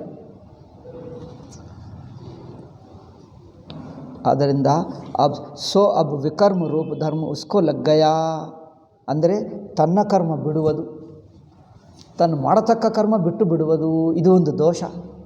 ಈ ದೋಷ ಅಂಟುಗಳು ಮೃತ್ಯುರ್ಮೃತ್ಯುಮುಪೈತಿ ಸಹ ವಿಕರ್ಮಣ ಹ್ಯಧರ್ಮೇಣ ಮೃತ್ಯೋರ್ಮೃತ್ಯುಮುಪೈತಿ ಸಹ. ತನ್ನ ಮಾಡತಕ್ಕ ಕರ್ಮಗಳನ್ನೆಲ್ಲ ಬಿಟ್ಟರೆ ಮೃತ್ಯುವು ಪಡ್ಕೊಳ್ತಾನೆ. ಮೃತ್ಯು ಅಂದ್ರೇನು? ಮತ್ತೆ ಪುನರಪಿ ಜನನಂ ಪುನರಪಿ ಮರಣಂ ಹೇಳ್ತಾರಲ್ಲ, ಪುನರಪಿ ಜನನೀ ಜಠರೇ ಶಯನಂ, ಅದಾಗುತ್ತದೆ. ಅಂದರೆ ಇನ್ನೂ ಲೌಕಿಕ ದೃಷ್ಟಿಯ ಇರುತ್ತದೆ, ಪರಮಾತ್ಮ ಭಕ್ತಿ ಗಟ್ಟಿಯಾಗಲ್ಲ, ಅವರು ಮತ್ತೆ ಸಂಸಾರದಲ್ಲೇ ಇರುತ್ತಾನೆ ಎಂದ. ಮೃತ್ಯೋರ್ಮೃತ್ಯುಮುಪೈತಿ ಸಹ, ಮತ್ತೆ ಮೃತ್ಯುವಿನಿಂದ ಮೃತ್ಯು. दूसरी मृत्यु से तीसरी मृत्यु और फंसता है. ये मृत्यु क्या होती है? ಮೃತ್ಯು ಅಂದ್ರೇನು? ರಾಗದ್ವೇಷ ಅಭಿಮಾನ ಅಹಂಕಾರ, ಇದೇ ಮೃತ್ಯು. ಮೃತ್ಯು ಅಂದರೆ ಸತ್ತು ಹೋಗೋದು, ಎಲ್ಲರೂ ಹೋಗ್ತಾರೆ, ಅದೇನು ಅದಲ್ಲ. ಮೃತ್ಯು ಅಂದರೆ ಯಾವುದು? ರಾಗದ್ವೇಷ ಅಭಿಮಾನ ಅಹಂಕಾರ ಪುಣ್ಯ ಪಾಪ, ಅದು ಮೃತ್ಯು, ಅದೇ ಮೃತ್ಯು. ಮೃತ್ಯು ಅಂದರೆ ಈ ಮೃತ್ಯು ಅಲ್ಲ. ಜನ್ಮ ಮರಣ ಕ ಚಕ್ಕರ್ ನಹಿ ಹೈ. ಮೃತ್ಯು ಅಂದರೆ ಅದಲ್ಲ. ಹುಟ್ಟುವುದು ಮರಣಿಸೋದು ದೊಡ್ಡವರಿಗೂ ಆಗುತ್ತದೆ, ಅವತಾರ ಪುರುಷರಿಗೂ ಆಗುತ್ತದೆ, ಅದಲ್ಲ. ಮೃತ್ಯು ಅಂದರೆ ಫಿರ್ ಕ್ಯಾ ಹೈ? ಮೃತ್ಯು ಅಂದರೆ ಪ್ರಮಾದ ಸೇ ಪ್ರಮಾದ ಅಂದ್ರೇನು? ರಾಗದ್ವೇಷ ಅಭಿಮಾನ ಅಹಂಕಾರ, ಮಾಡತಕ್ಕದ್ದು ಬಿಡುವುದು, ಮಾಡಬಾರದದ್ದು ಮಾಡಿಬಿಡುವುದು ಪ್ರಮಾದ ಅಂದ್ರೇನು? ತಮಿಳರ ಪ್ರಮಾದ ಅಲ್ಲ. ತಮಿಳರ ಪ್ರಮಾದ ಅಂದರೆ ಗೊತ್ತಾ? ರಂಭ ಪ್ರಮಾದ ಎಂದು ಹೇಳ್ತಾರೆ. ಬಹಳ ಚೆನ್ನಾಗಿದೆ ಎಂದು ನೀವೇನು ಹೇಳ್ತೀರಿ? ಬಹಳ ಚೆನ್ನಾಗಿದೆ ಹೇಳ್ತಾರೆ, ತುಂಬ ಚೆನ್ನಾಗಿದೆ ಹೇಳ್ತಾರೆ. ಬಹಳ ಚೆನ್ನಾಗಿದೆ ಎಂದು ಹೇಳುವುದಕ್ಕೆ ತಮಿಳರು ಏನು ಹೇಳ್ತಾರೆ? ರಂಭ ಪ್ರಮಾದ ಆಗಿದೆ ಎಂದು. ನಾನು ಕೊಂಡಿ ಪ್ರಮಾದ ಏನಪ್ಪ? ಪ್ರಮಾದ ಅಂದರೆ ಡೇಂಜರ್ ಅಲ್ಲವೇ? ರಂಭ ಪ್ರಮಾದ ಎಂದು ಹೇಳ್ತಾರೆ. ರಂಭ ಪ್ರಮಾದ ಅಂದರೆ ತಮಿಳದಲ್ಲಿ ಬಹಳ ಚೆನ್ನಾಗಿದೆ, ತುಂಬ ಚೆನ್ನಾಗಿದೆ ಎಂದರ್ಥ. ರಂಭ ಪ್ರಮಾದ ಅಂದರೆ ಅದು ಹೇಗೆ ಬಂತೋ ಗೊತ್ತಿಲ್ಲ, ಅದು ಪ್ರಮೋದ ಆಗಿರಬಹುದು, ಅದು ಪ್ರಮಾದ ಮಾಡಿಬಿಟ್ಟರೋ ಏನೋ ಗೊತ್ತಿಲ್ಲ, ಅದು ಅಲ್ಲವೇ? ತುಂಬ ಆನಂದಕರವಾಗಿದೆ, ತುಂಬ ಚೆನ್ನಾಗಿದೆ, ತುಂಬ ಪ್ರಮೋದ ಅಂದ್ಬಿಟ್ಟು ತುಂಬ ರಂಭ ಪ್ರಮಾದವಾಗಿದೆ ಅಂತ ಹೇಳ್ತಾರೆ. ಸಂಸ್ಕೃತ ಗೊತ್ತಿರುವವರು ನಗುತ್ತಾರೆ, ಇದು ಏನಪ್ಪ ತಮಿಳ ಭಾಷೆ? ತಮಿಳರನ್ನೇ ಕೇಳಿದ್ದೀನಿ, ಅದೇನು ಅವರೇ ನಗುತ್ತಾರೆ. ಅದೇ ರಂಭ ಪ್ರಮಾದ, ಅದೇನಪ್ಪ ಪ್ರಮಾದ? ಸಂಸ್ಕೃತದಲ್ಲೇನೋ ಅವ್ರು ನಗುತ್ತಾರೆ, ತಮಿಳದಲ್ಲಿ ಹೀಗೆ ಇದೆ ಸ್ವಾಮಿ ಎಂದು ಹೇಳ್ತಾರೆ. ಸ್ವಾಮೀಜಿ ಹೀಗೆ ಇದೆ, ನಾವು ತಮಿಳದಲ್ಲಿ ಹೀಗೆ ಹೇಳ್ತೀವಿ ಎಂದು ಹೇಳ್ತಾರೆ. ಪ್ರಮಾದ ಅಂದರೆ ಏನು? ಮಾಡತಕ್ಕದ್ದು ಬಿಟ್ಟು ಬಿಡುವುದು, ತನ್ನ ಸ್ವಧರ್ಮವನ್ನು ಆಚರಿಸದ ಕರ್ಮ ಆಕರ್ಷಣದಿಂದ ಬಿಡುತ್ತಾನೆ, ಮೋಹದಿಂದ ಬಿಡುತ್ತಾನೆ. ಯಾರು ಮಾಡ್ತಾರೆ ಎಂದು ಉಪೇಕ್ಷದಿಂದ ಬಿಡುತ್ತಾನೆ, ಅಭಿಮಾನದಿಂದ ಬಿಡುತ್ತಾನೆ. ಇವೆಲ್ಲ ಮೃತ್ಯು. ಅಭಿಮಾನದಿಂದ ಬಿಡುತ್ತಾನೆ, ಮೋಹದಿಂದ ಬಿಡುತ್ತಾನೆ, ಅಜಾಗ್ರತೆಯಿಂದ ಬಿಡುತ್ತಾನೆ. ಯಾರು ಮಾಡ್ತಾರೆ? ಕಡೆಗಣಿಸಿ ಬಿಡುತ್ತಾನೆ. ತನ್ನ ಕರ್ತವ್ಯ ಕರ್ಮ ಮಾಡತಕ್ಕದ್ದು ಮಾಡಲ್ಲ, ಬಿಟ್ಟು ಬಿಡುತ್ತಾನೆ. ಇದು ತಪ್ಪು. ತನ್ನ ಜಪಧ್ಯಾನಗಳು ತನ್ನ ಸಮಯ ಬಂದರೆ ಸಾಕು, ನಿಶ್ಚಿಂತವಾಗಿ ಭಕ್ತಿಯಿಂದ ಆದರದಿಂದ ಮಾಡ್ತಲೇ ಇರಬೇಕು. ಮನಸ್ಸು ಏಕಾಗ್ರವಾಗ್ತಾ ಇಲ್ಲ, ಪರವಾಗಿಲ್ಲ, ಮಾಡು. ಭಕ್ತಿ ಇಲ್ಲ ಆದರೆ ಮಾಡು. ಕರ್ಮ ಮಾಡಿ ಮಾಡಿ ಮಾಡಿ ಮಾಡಿ ಭಕ್ತಿ ಗಟ್ಟಿ ಆಗ್ತದೆ, ಪ್ರೇಮ ಬರುತ್ತದೆ, ಎಲ್ಲ ಬರುತ್ತದೆ, ಶ್ರದ್ಧೆ ಗಟ್ಟಿ ಆಗ್ತದೆ, ತಾನೇ ಆಗ್ತದೆ. ಭಗವಂತ ತೊಂದರೆ ಕೊಡ್ತಾನೆ. ಏಕೆ? ಈ ತೊಂದರೆಗಳಲ್ಲಿಯೂ ನೀವು ಸಾಧನ ಮಾಡುತ್ತಾ ಇದ್ದರೆ ಭಕ್ತಿ ಗಟ್ಟಿ ಆಗ್ತದೆ. ಅದಕ್ಕೋಸ್ಕರನೇ ತೊಂದರೆ ಕೊಟ್ಟ. ತೊಂದರೆ ಏಕೆ ಕೊಟ್ಟನೋ ಗೊತ್ತಾ? ಆ ತೊಂದರೆಗಳಲ್ಲಿ ತೊಂದರೆ ಬಂದರೂ ನೀವು ಬಿಡಬಾರದು. ಅದೇ ಮಾಡ್ತಾ ಬಂದರೆ ಏನಾಗ್ತದೆ? ಭಗವಂತನನ್ನೇ ನಂಬಿಕೊಳ್ಳುವುದು, ಇನ್ನೊಬ್ಬರನ್ನು ನಂಬಬಾರದೆಂದು ಬುದ್ಧಿ ಗಟ್ಟಿಯಾಗ್ತದೆ. ಆ ಗಟ್ಟಿಯಾಗುವುದಕ್ಕೆ ಇದು ಕೊಟ್ಟರು ಭಗವಂತ. ತೊಂದರೆ ಕೊಡ್ತಾನೆ. ನೀವು ಸಾಧನೆಗಳು ಮಾಡ್ತಾ ಇದ್ದರೆ ಜ್ವರ ಬರುತ್ತದೆ, ಇನ್ನೇನೋ ಬರುತ್ತದೆ. ಸಾಂಪ್ರದಾಯಿಕರು ನೋಡಿ, ಜ್ವರ ಬಂದರೂ ಬಿಡಲ್ಲ. ಹೆದ್ದು ಕೂತು ಏನೋ ಸ್ನಾನ ಮಾಡ್ತಾರೆ, ಸ್ನಾನ ಮಾಡೋಕ್ಕಾಗಲ್ಲ ಅಂದರೆ ಏನೋ ಪ್ರೋಕ್ಷಣ, ಏನೋ ಕೈಕಾಲು ತಿರುಗಾದು ಕೂತ್ಕೊಂಡು ತನ್ನ ಜಪ ಮಾಡೇ ಮಾಡ್ತಾರೆ, ಬಿಡಲ್ಲ. ಏನು ಮಾಡಿದ್ರೆ ಬಿಡ್ತಾರೆ, ಹಾಗೆ ಮಾಡ್ತಾರೆ. ನೋಡುವವರಿಗೆ ಅನಿಸುತ್ತಪ್ಪ ಇಷ್ಟು ಕಷ್ಟ ಅಂದರೆ, ಅವರಿಗೆ ಮಾಡುವುದು ಕಷ್ಟ ಅನಿಸಬಹುದು. ಭಗವಂತನಿಗೆ ನಂಬಿಕೆ ಇದೆಲ್ಲ, ನನ್ನನ್ನು ಅವರೇ ನೋಡ್ಕೊಳ್ತಾರೆ, ಆ ನಂಬಿಕೆ ಗಟ್ಟಿ ಆಗ್ತದೆ. ಆ ನಂಬಿಕೆಯಿಂದ ಧೈರ್ಯ ಬರುತ್ತದೆ. ಏನು ಚಿಂತೆ ಇಲ್ಲ, ಪ್ರಪಂಚ ಏನೇ ಆಗಲಿ. ಆ ನಂಬಿಕೆಗೋಸ್ಕರ ಮಾಡ್ತಾರೆ, ಶರಣಾಗತಿಗೋಸ್ಕರ ಮಾಡ್ತಾರೆ. ಶಾರೀರಿಕ ಕಷ್ಟ ಆದಾಗ, ಇಷ್ಟು ಕಷ್ಟವಾದಾಗ ಏಕೆ ಮಾಡ್ತೀರಿ ಅಂದರೆ ಕಷ್ಟಕ್ಕೋಸ್ಕರ ಅಲ್ಲ, ಹೆದರಿ ಬಿಡಬಾರದು. ಏಕೆ? ನಂಬಿಕೆ ಗಟ್ಟಿ ಆಗ್ತದೆ, ಭಗವಂತನ ಮೇಲೆ ಶರಣಾಗತಿ ಆಗ್ತದೆ, ಅವ್ರು ನೋಡ್ಕೊಳ್ತಾನೆ. ಮೊದಲು ಕಷ್ಟವಾಗ್ತದೆ, ಸ್ವಲ್ಪ ಕೂತ್ಕೊಂಡು ಮಾಡ್ತಾ ಇದ್ದರೆ ಮನಸ್ಸು ಸಮರ್ಪಣವಾಗಿ ಬಿಟ್ಟರೆ ಏನೋ ಧೈರ್ಯ ಬರುತ್ತದೆ. ಮನಸ್ಸಿಗೆ ಧೈರ್ಯ, ಶರೀರಕ್ಕೆ ಸ್ವಲ್ಪ ನೋವಾದರೂ ಪರವಾಗಿಲ್ಲ, ಮನಸ್ಸಿಗೆ ಧೈರ್ಯ ಬರುತ್ತದೆ. ಭಗವಂತನಿಗೆ ಬಿಟ್ಟಿದ್ದೀವಲ್ಲ ಎಲ್ಲ ಅವರಿಗೆ, ಅದರಲ್ಲಿ ಧೈರ್ಯ ಬರುತ್ತದೆ. ಅದಕ್ಕೋಸ್ಕರ ಮಾಡ್ತಾರೆ, ಅದು ಗಟ್ಟಿ. ಭಗವಂತನಿಗೆ ಒಪ್ಪಿಸುವುದು, ನಾನು ನನ್ನ ಜೀವನ ಅವರದೇ, ಅವರ ಕೈಯಲ್ಲೇ ಇರಲಿ. ಹಿಂದಿಯಲ್ಲಿ ಹೇಳ್ತಾರೆ ನೋಡಿ, ಮೇರಾ ಜೀವನ ಅದು ಮೇರಿ ಡೋರಿ ತೇರೆ ಹಾತ್ ಹೇಳ್ತಾರ. ಡೋರಿ ಅಂದ್ರೇನು? ದಾರ. ಡೋರಿ ಅಂದರೆ ದಾರ. ನನ್ನ ದಾರ ಅಂದರೆ ಏನು? ಕಟ್ಪುತ್ಲಿ ಅಂದರೆ ಗೊತ್ತಾ? ಅದೇನು ಹೇಳ್ತಾರೆ? ಬೊಂಬೆ ಸೂತ್ರ ಬೊಂಬೆ. ಸೂತ್ರದ ಪೂರ್ವಕಾಲದಲ್ಲಿ ಆ ಸೂತ್ರ ಅಂದರೆ ದಾರದಿಂದ ಆಟ ಆಡಿಸ್ತಾನಲ್ಲ, ಆಟ ಆಡಿಸುವನು ಯಾರ ಕೈಯಲ್ಲಿರಬೇಕು? ಭಗವಂತನ ಕೈಯಲ್ಲಿರಬೇಕು. ಸಂಸಾರ ಕೈಯಲ್ಲಿ, ಮನುಷ್ಯರ ಕೈಯಲ್ಲಲ್ಲ. ಅದರಿಂದ ನನ್ನನ್ನು ಆಟ ಆಡಿಸುವ ದಾರ ನಿನ್ನ ಕೈಗೆ ಒಪ್ಪಿಸಿದೆ. ನೀವು ಹೇಗೆ ಆಟ ಆಡಿಸಿದರೆ ಹಾಗೆ ಆಡ್ತೀನಿ. ನಾನು ಬೇಡ ಅಂದರೆ ನನಗೆ ದುಃಖ ಸಂಸಾರ. ನೀವು ಹೇಗೆ ಆಟ ಆಡಿಸಿದ್ದರೆ ಆಟ ಆಡಿಸು. ನಿಮಗೆ ಒಪ್ಪಿಸಿಬಿಟ್ಟರೆ ಅದೇ ಆನಂದ, ಅದೇ ನಿಶ್ಚಿಂತ, ಅದೇ ನಿರ್ಭಯ. ಯಾವ ಚಿಂತೆ ಇಲ್ಲ, ಯಾವ ದುಃಖ ಇಲ್ಲ, ಯಾವುದಿಲ್ಲ. ಭಗವಂತನಿಗೆ ಒಪ್ಪಿಸಿಬಿಡಿ, ನಿಶ್ಚಿಂತವಾಗುತ್ತದೆ. ಅವರು ಹೇಗೆ ಮಾಡಿದ್ರೆ ಮಾಡ್ಕೊಳ್ಳೋದು. ಅವರ ಸೃಷ್ಟಿ, ಅವರ ಪ್ರಪಂಚ, ನಾವೇಕೆ ಮಧ್ಯದಲ್ಲಿ. ಎಲ್ಲ ಭಯ ಹೋಗುತ್ತದೆ, ದುಃಖ ಹೋಗುತ್ತದೆ, ಚಿಂತೆ ಹೋಗುತ್ತದೆ. ಅದಿಲ್ಲ ಇದಿಲ್ಲ ಎಂದು ಭಯ ಹೋಗುತ್ತೆ. ಭಗವಂತನಿಗೆ ಸಮರ್ಪಿಸಿಬಿಡು. ಅದರಿಂದ ಪ್ರಮಾದಸೆ ದೂರ ರಹೆ.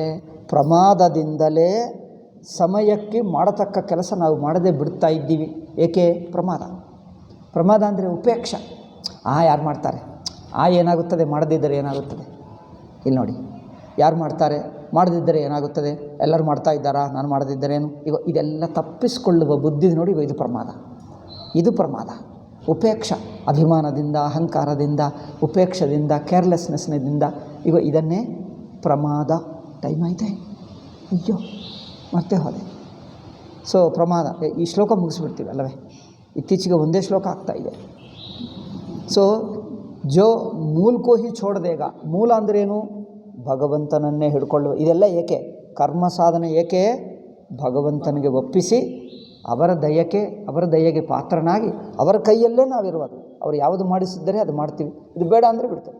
ನೀವು ಕೆಲಸ ಮಾಡ್ತಾ ಕೆಲವು ಕೆಲಸ ಹಾಳಾಯಿತು, ಆಗಲಿ, ಕೆಲಸ ಮೇಲೆ ಚಿಂತೆ ಮಾಡಬೇಡ. ಕೆಲಸ ನೀವು ಒಳ್ಳೆಯ ಕೆಲಸ ತುಂಬ ಹಾಳಾಗಿಬಿಟ್ಟಿತ್ತು, ಚಿಂತೆ ಮಾಡಬೇಡ. ಕೆಲಸ ಏಕೆ ಆಯಿತು? ಕೆಲಸ ಹಾಳಾದರೆ ಕೆಲಸ ನಾನು ಸರಿಯಾಗಿ ಮಾಡಬೇಕು, ಕೆಲಸ ಮೇಲೆ ಆಗ್ರಹ ಬೇಡ. ಕೆಲಸ ಭಗವಂತನ ಕೈಗೆ ಒಪ್ಪಿಸಿದ್ದರೆ ಭಗವಂತನೇ ನಮಗೆ ಗತಿ ಎನ್ನುವುದು ಅದು ಮುಖ್ಯ. ಭಗವಂತನೇ ನಮಗೆ ಗತಿ ಎಂದು ಭಗವಂತನ ಶರಣಾಗತಿ ನಮಗೆ ಗಟ್ಟಿ ಆಗಬೇಕೇ ಹೊರತು ಕೆಲಸ ಸರಿಯಾಗಿ ಆಗುವುದು ಎಂಬುದು ಆಗ್ರಹ ಬೇಡ. ಕೆಲಸ ತಪ್ಪಾದರೆ ಕೈಯಲ್ಲಿ ಜಾರಿ ಹೋಗುತ್ತದೆ, ತಪ್ಪಾಗ್ತದೆ, ಆಗಲಿ. ಇದು ಭಗವಂತನ ಲೀಲ. ಯೋಚನೆ ಮಾಡಬೇಡಿ. ನಾನು ಭಗವಂತನ ಕೈಗೆ ಒಪ್ಪಿಸಿಕೊಂಡರೆ ಭಗವಂತ ನಮ್ಮಿಂದ ಎಷ್ಟೋ ಸಲ ಕರ್ಮ ಮಾಡಿಸ್ತಾನೆ, ಒಳ್ಳೆಯ ಕರ್ಮನೇ ಮಾಡಿಸ್ತಾನೆ. ಕೆಲವೊಮ್ಮೆ ಮಾಡಿಸಲ್ಲ, ತಪ್ಪಾಗುತ್ತದೆ. ಅದು ಭಗವಂತನೇ ನಮ್ಮಿಂದ ಈ ಸಲ ತಪ್ಪು ಮಾಡಿಸಿದ್ದ, ಅವರಿಷ್ಟ. ನಾನು ತಪ್ಪು ಮಾಡಬೇಕೆಂದು ಅವರಿಷ್ಟ. ಮಿಕ್ಕ ಜನರು ಬೈಯುತ್ತಾರೆ, ಬೈಯಲಿ, ಇದು ಅವರಿಷ್ಟ, ನೋಯಲಿ. ಅಂದರೆ ನೋಡಿ, ನನ್ನನ್ನು ಭಗವಂತನ ಕೈಗೆ ಒಪ್ಪಿಸ್ಕೊಳ್ತೀನಿ. ಕೆಲವೊಮ್ಮೆ ಸರಿ ಮಾಡ್ತಾನೆ, ಕೆಲವೊಮ್ಮೆ ತಪ್ಪು ಮಾಡ್ತಾನೆ. ಅಭಿಮಾನ ಮಾಡಬೇಡ, ಎರಡಕ್ಕೆ ಅಭಿಮಾನ ಮಾಡಬೇಡ.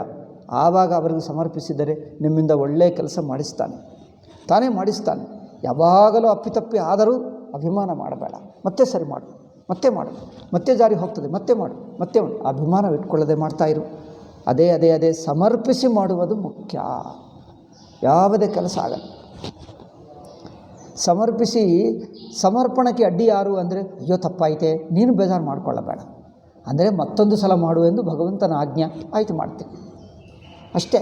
ಅಂದರೆ ಒಂದು ತಾಳ್ಮೆ ಇರಬೇಕು. ತಾಳ್ಮೆಯಿಂದ ಮತ್ತೊಂದು ಸಲ ನಾನು ಭಗವಂತನ ಕೈಯಲ್ಲಿದ್ದೇನೆ ಎಂದು ಸಮರ್ಪಿಸಿಕೊಂಡು ಮತ್ತೊಂದು ಸಲ ಮಾಡು. ಸಮರ್ಪಿಸಿಕೊಂಡರೆ ಸಮರ್ಪಣೆ ಆಗುತ್ತದೆ, ತಾಳ್ಮೆ ಆಗುತ್ತದೆ. ಅಯ್ಯೋ ನಾನು ತಪ್ಪು ಮಾಡಿದೆ ಎಂದು ಅಭಿಮಾನ ಹೋಗುತ್ತದೆ.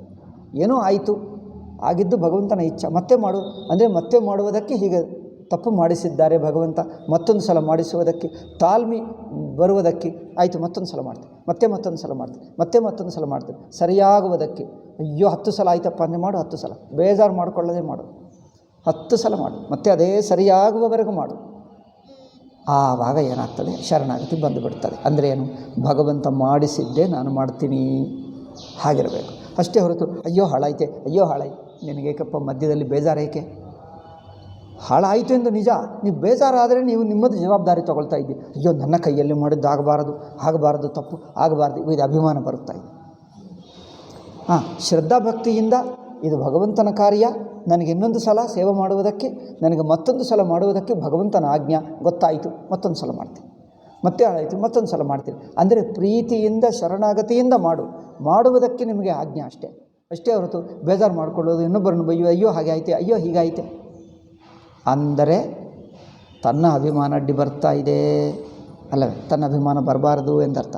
ಸೊ जो मूल को ही छोड़ देगा सनातन संप्रदाय के अनुसार जो चित्त को शुद्ध करने वाला विधान है. ನೋಡಿ, ಅನಾದಿ ಕಾಲದಿಂದ ಸೃಷ್ಟಿ ಆದಿಯಿಂದ ಭಗವಂತನೇ ಈ ಸಾಧನ ಮಾಡಿಟ್ಟ. ಯಾರಿಗಾದರೂ ಶ್ರದ್ಧಾ ಭಕ್ತಿ ಭಗವಂತನ ಶರಣಾಗತಿ ಬರಬೇಕು, ಇಂದ್ರಿಯ ನಿಗ್ರಹ ಮನೋನಿಗ್ರಹ ಬರಬೇಕು ಅಂದರೆ ಎಲ್ಲರಿಗೂ ಇದೇ ಸಾಧನ ಮಾಡಿಕೊಟ್ಟ ಭಗವಂತ. ದೊಡ್ಡ ದೊಡ್ಡ ಋಷಿಗಳು ಇದೇ ಸಾಧನ ಮಾಡಿ ಮಾಡಿ ಮಾಡಿ ಮಾಡಿ ಮಾಡಿ ಗಟ್ಟಿಯಾದ. ಅಂಥದ್ದು ನಾನು ಬಿಡ್ತೀನಿ ಅಂದರೆ ಏನು? ಅದರಿಂದ ಬಿಡಬೇಡ. ಯಾರಿಗೆ ಹೇಳ್ತಾ ಇದ್ದಾರೆ? ಪ್ರಬುದ್ಧ ಋಷಿ ಅಂತರಿಕ್ಷಣ ಆವಿರ್ಹೋತ್ರ ಋಷಿ, 6ನೆಯ ಋಷಿ. ಯಾರಿಗೆ? ನಿಮಿ ಚಕ್ರವರ್ತಿಗೆ ಹೇಳ್ತಾ ಇದ್ದಾನೆ. ಆವಿರ್ಹೋತ್ರನ ನಿಮಿಗೆ ಪಿಪ್ಪಲಾಯನ ಆಯ್ತಲ್ಲ, ಆವಿರ್ಹೋತ್ರ ಕರೆಕ್ಟ್ ಆಯಿತಾ? ತೋ ಉಸ್ಕಾ ಜೀವನ ಹಿ ಭೂಲ್ ಸೆ ಭರ್ ಜಾಯೇಗಾ. ಯಾರು ಪ್ರಮಾದ ಮಾಡ್ತಾರೋ ಈಗ ಅವರು ಇಡೀ ಜೀವನ ಪ್ರಮಾದವೇ ಇರುತ್ತದೆ. ಅಂದರೆ ಉಪೇಕ್ಷ, ಕೇರ್ಲೆಸ್ನೆಸ್ಸೇ ಇರುತ್ತದೆ. ಅದರಿಂದ ಜೋಪಾನವಾಗಿ ವಿನಯದಿಂದ ಶ್ರದ್ಧೆಯಿಂದ ಮಾಡ್ತಾರೆ. ಅದೇ ಶ್ರದ್ಧೆ ಗಟ್ಟಿಯಾಗಿ, ಅದೇ ಭಕ್ತಿ ಗಟ್ಟಿಯಾಗಿ ಅದರಲ್ಲೇ ನಿಂತು ಬಿಡ್ತಾನೆ. ಆ ಶರಣಾಗತಿಯಲ್ಲಿ ಭಕ್ತಿಭಾವದಲ್ಲಿ ತನ್ನ ಅಭಿಮಾನ ಮಾಡಿಕೊಳ್ಳದೆ ಆಯಾ ಸಂದರ್ಭದಲ್ಲಿ ಯಾವುದು ಮಾಡತಕ್ಕದ್ದೋ ಅದು ಮಾಡ್ತಾ ಇರೋದು. ಅದೇ ಮಾಡಿ ಮಾಡಿ ಮಾಡಿ ಮಾಡಿ ಅದರಲ್ಲೇ ಮನಸ್ಸು ನಿಂತು ಬಿಡ್ತದೆ. ಅದೇ ಒಂದು ಗಟ್ಟಿಯಾಗಬೇಕು ಭಗವಂತನ ಶರಣಾಗತಿಯಲ್ಲಿ, ಸೇವದಲ್ಲಿ ಭಕ್ತಿಯಲ್ಲೇ ಗಟ್ಟಿಯಾಗಬೇಕು. ಮುಂದಿನ ಶ್ಲೋಕ, ವೇದೋಕ್ತಮೇವ ಕುರ್ಮಾಣೋ ನಿಸ್ಸಂಗೋರ್ಪಿತಮೀಶ್ವರೇ ನೈಷ್ಕರ್ಮ್ಯಾಂ ಲಭತೆ ಸಿದ್ಧಿಂ ರೋಚನಾರ್ಥ ಫಲಶ್ರುತಿ. ಒಂದು ಶ್ಲೋಕ ಉಳಿದಿದೆ, ಅದು ನಾಳೆ ಹೇಳೋಣ ಆಯಿತಾ? ಓಂ ಶಾಂತಿ ಶಾಂತಿ ಶಾಂತಿ. ಹರಿ ಓಂ ಶ್ರೀ ಗುರುಭ್ಯೋ ನಮಃ. ಹರಿ ಓಂ ತತ್ಸತ್.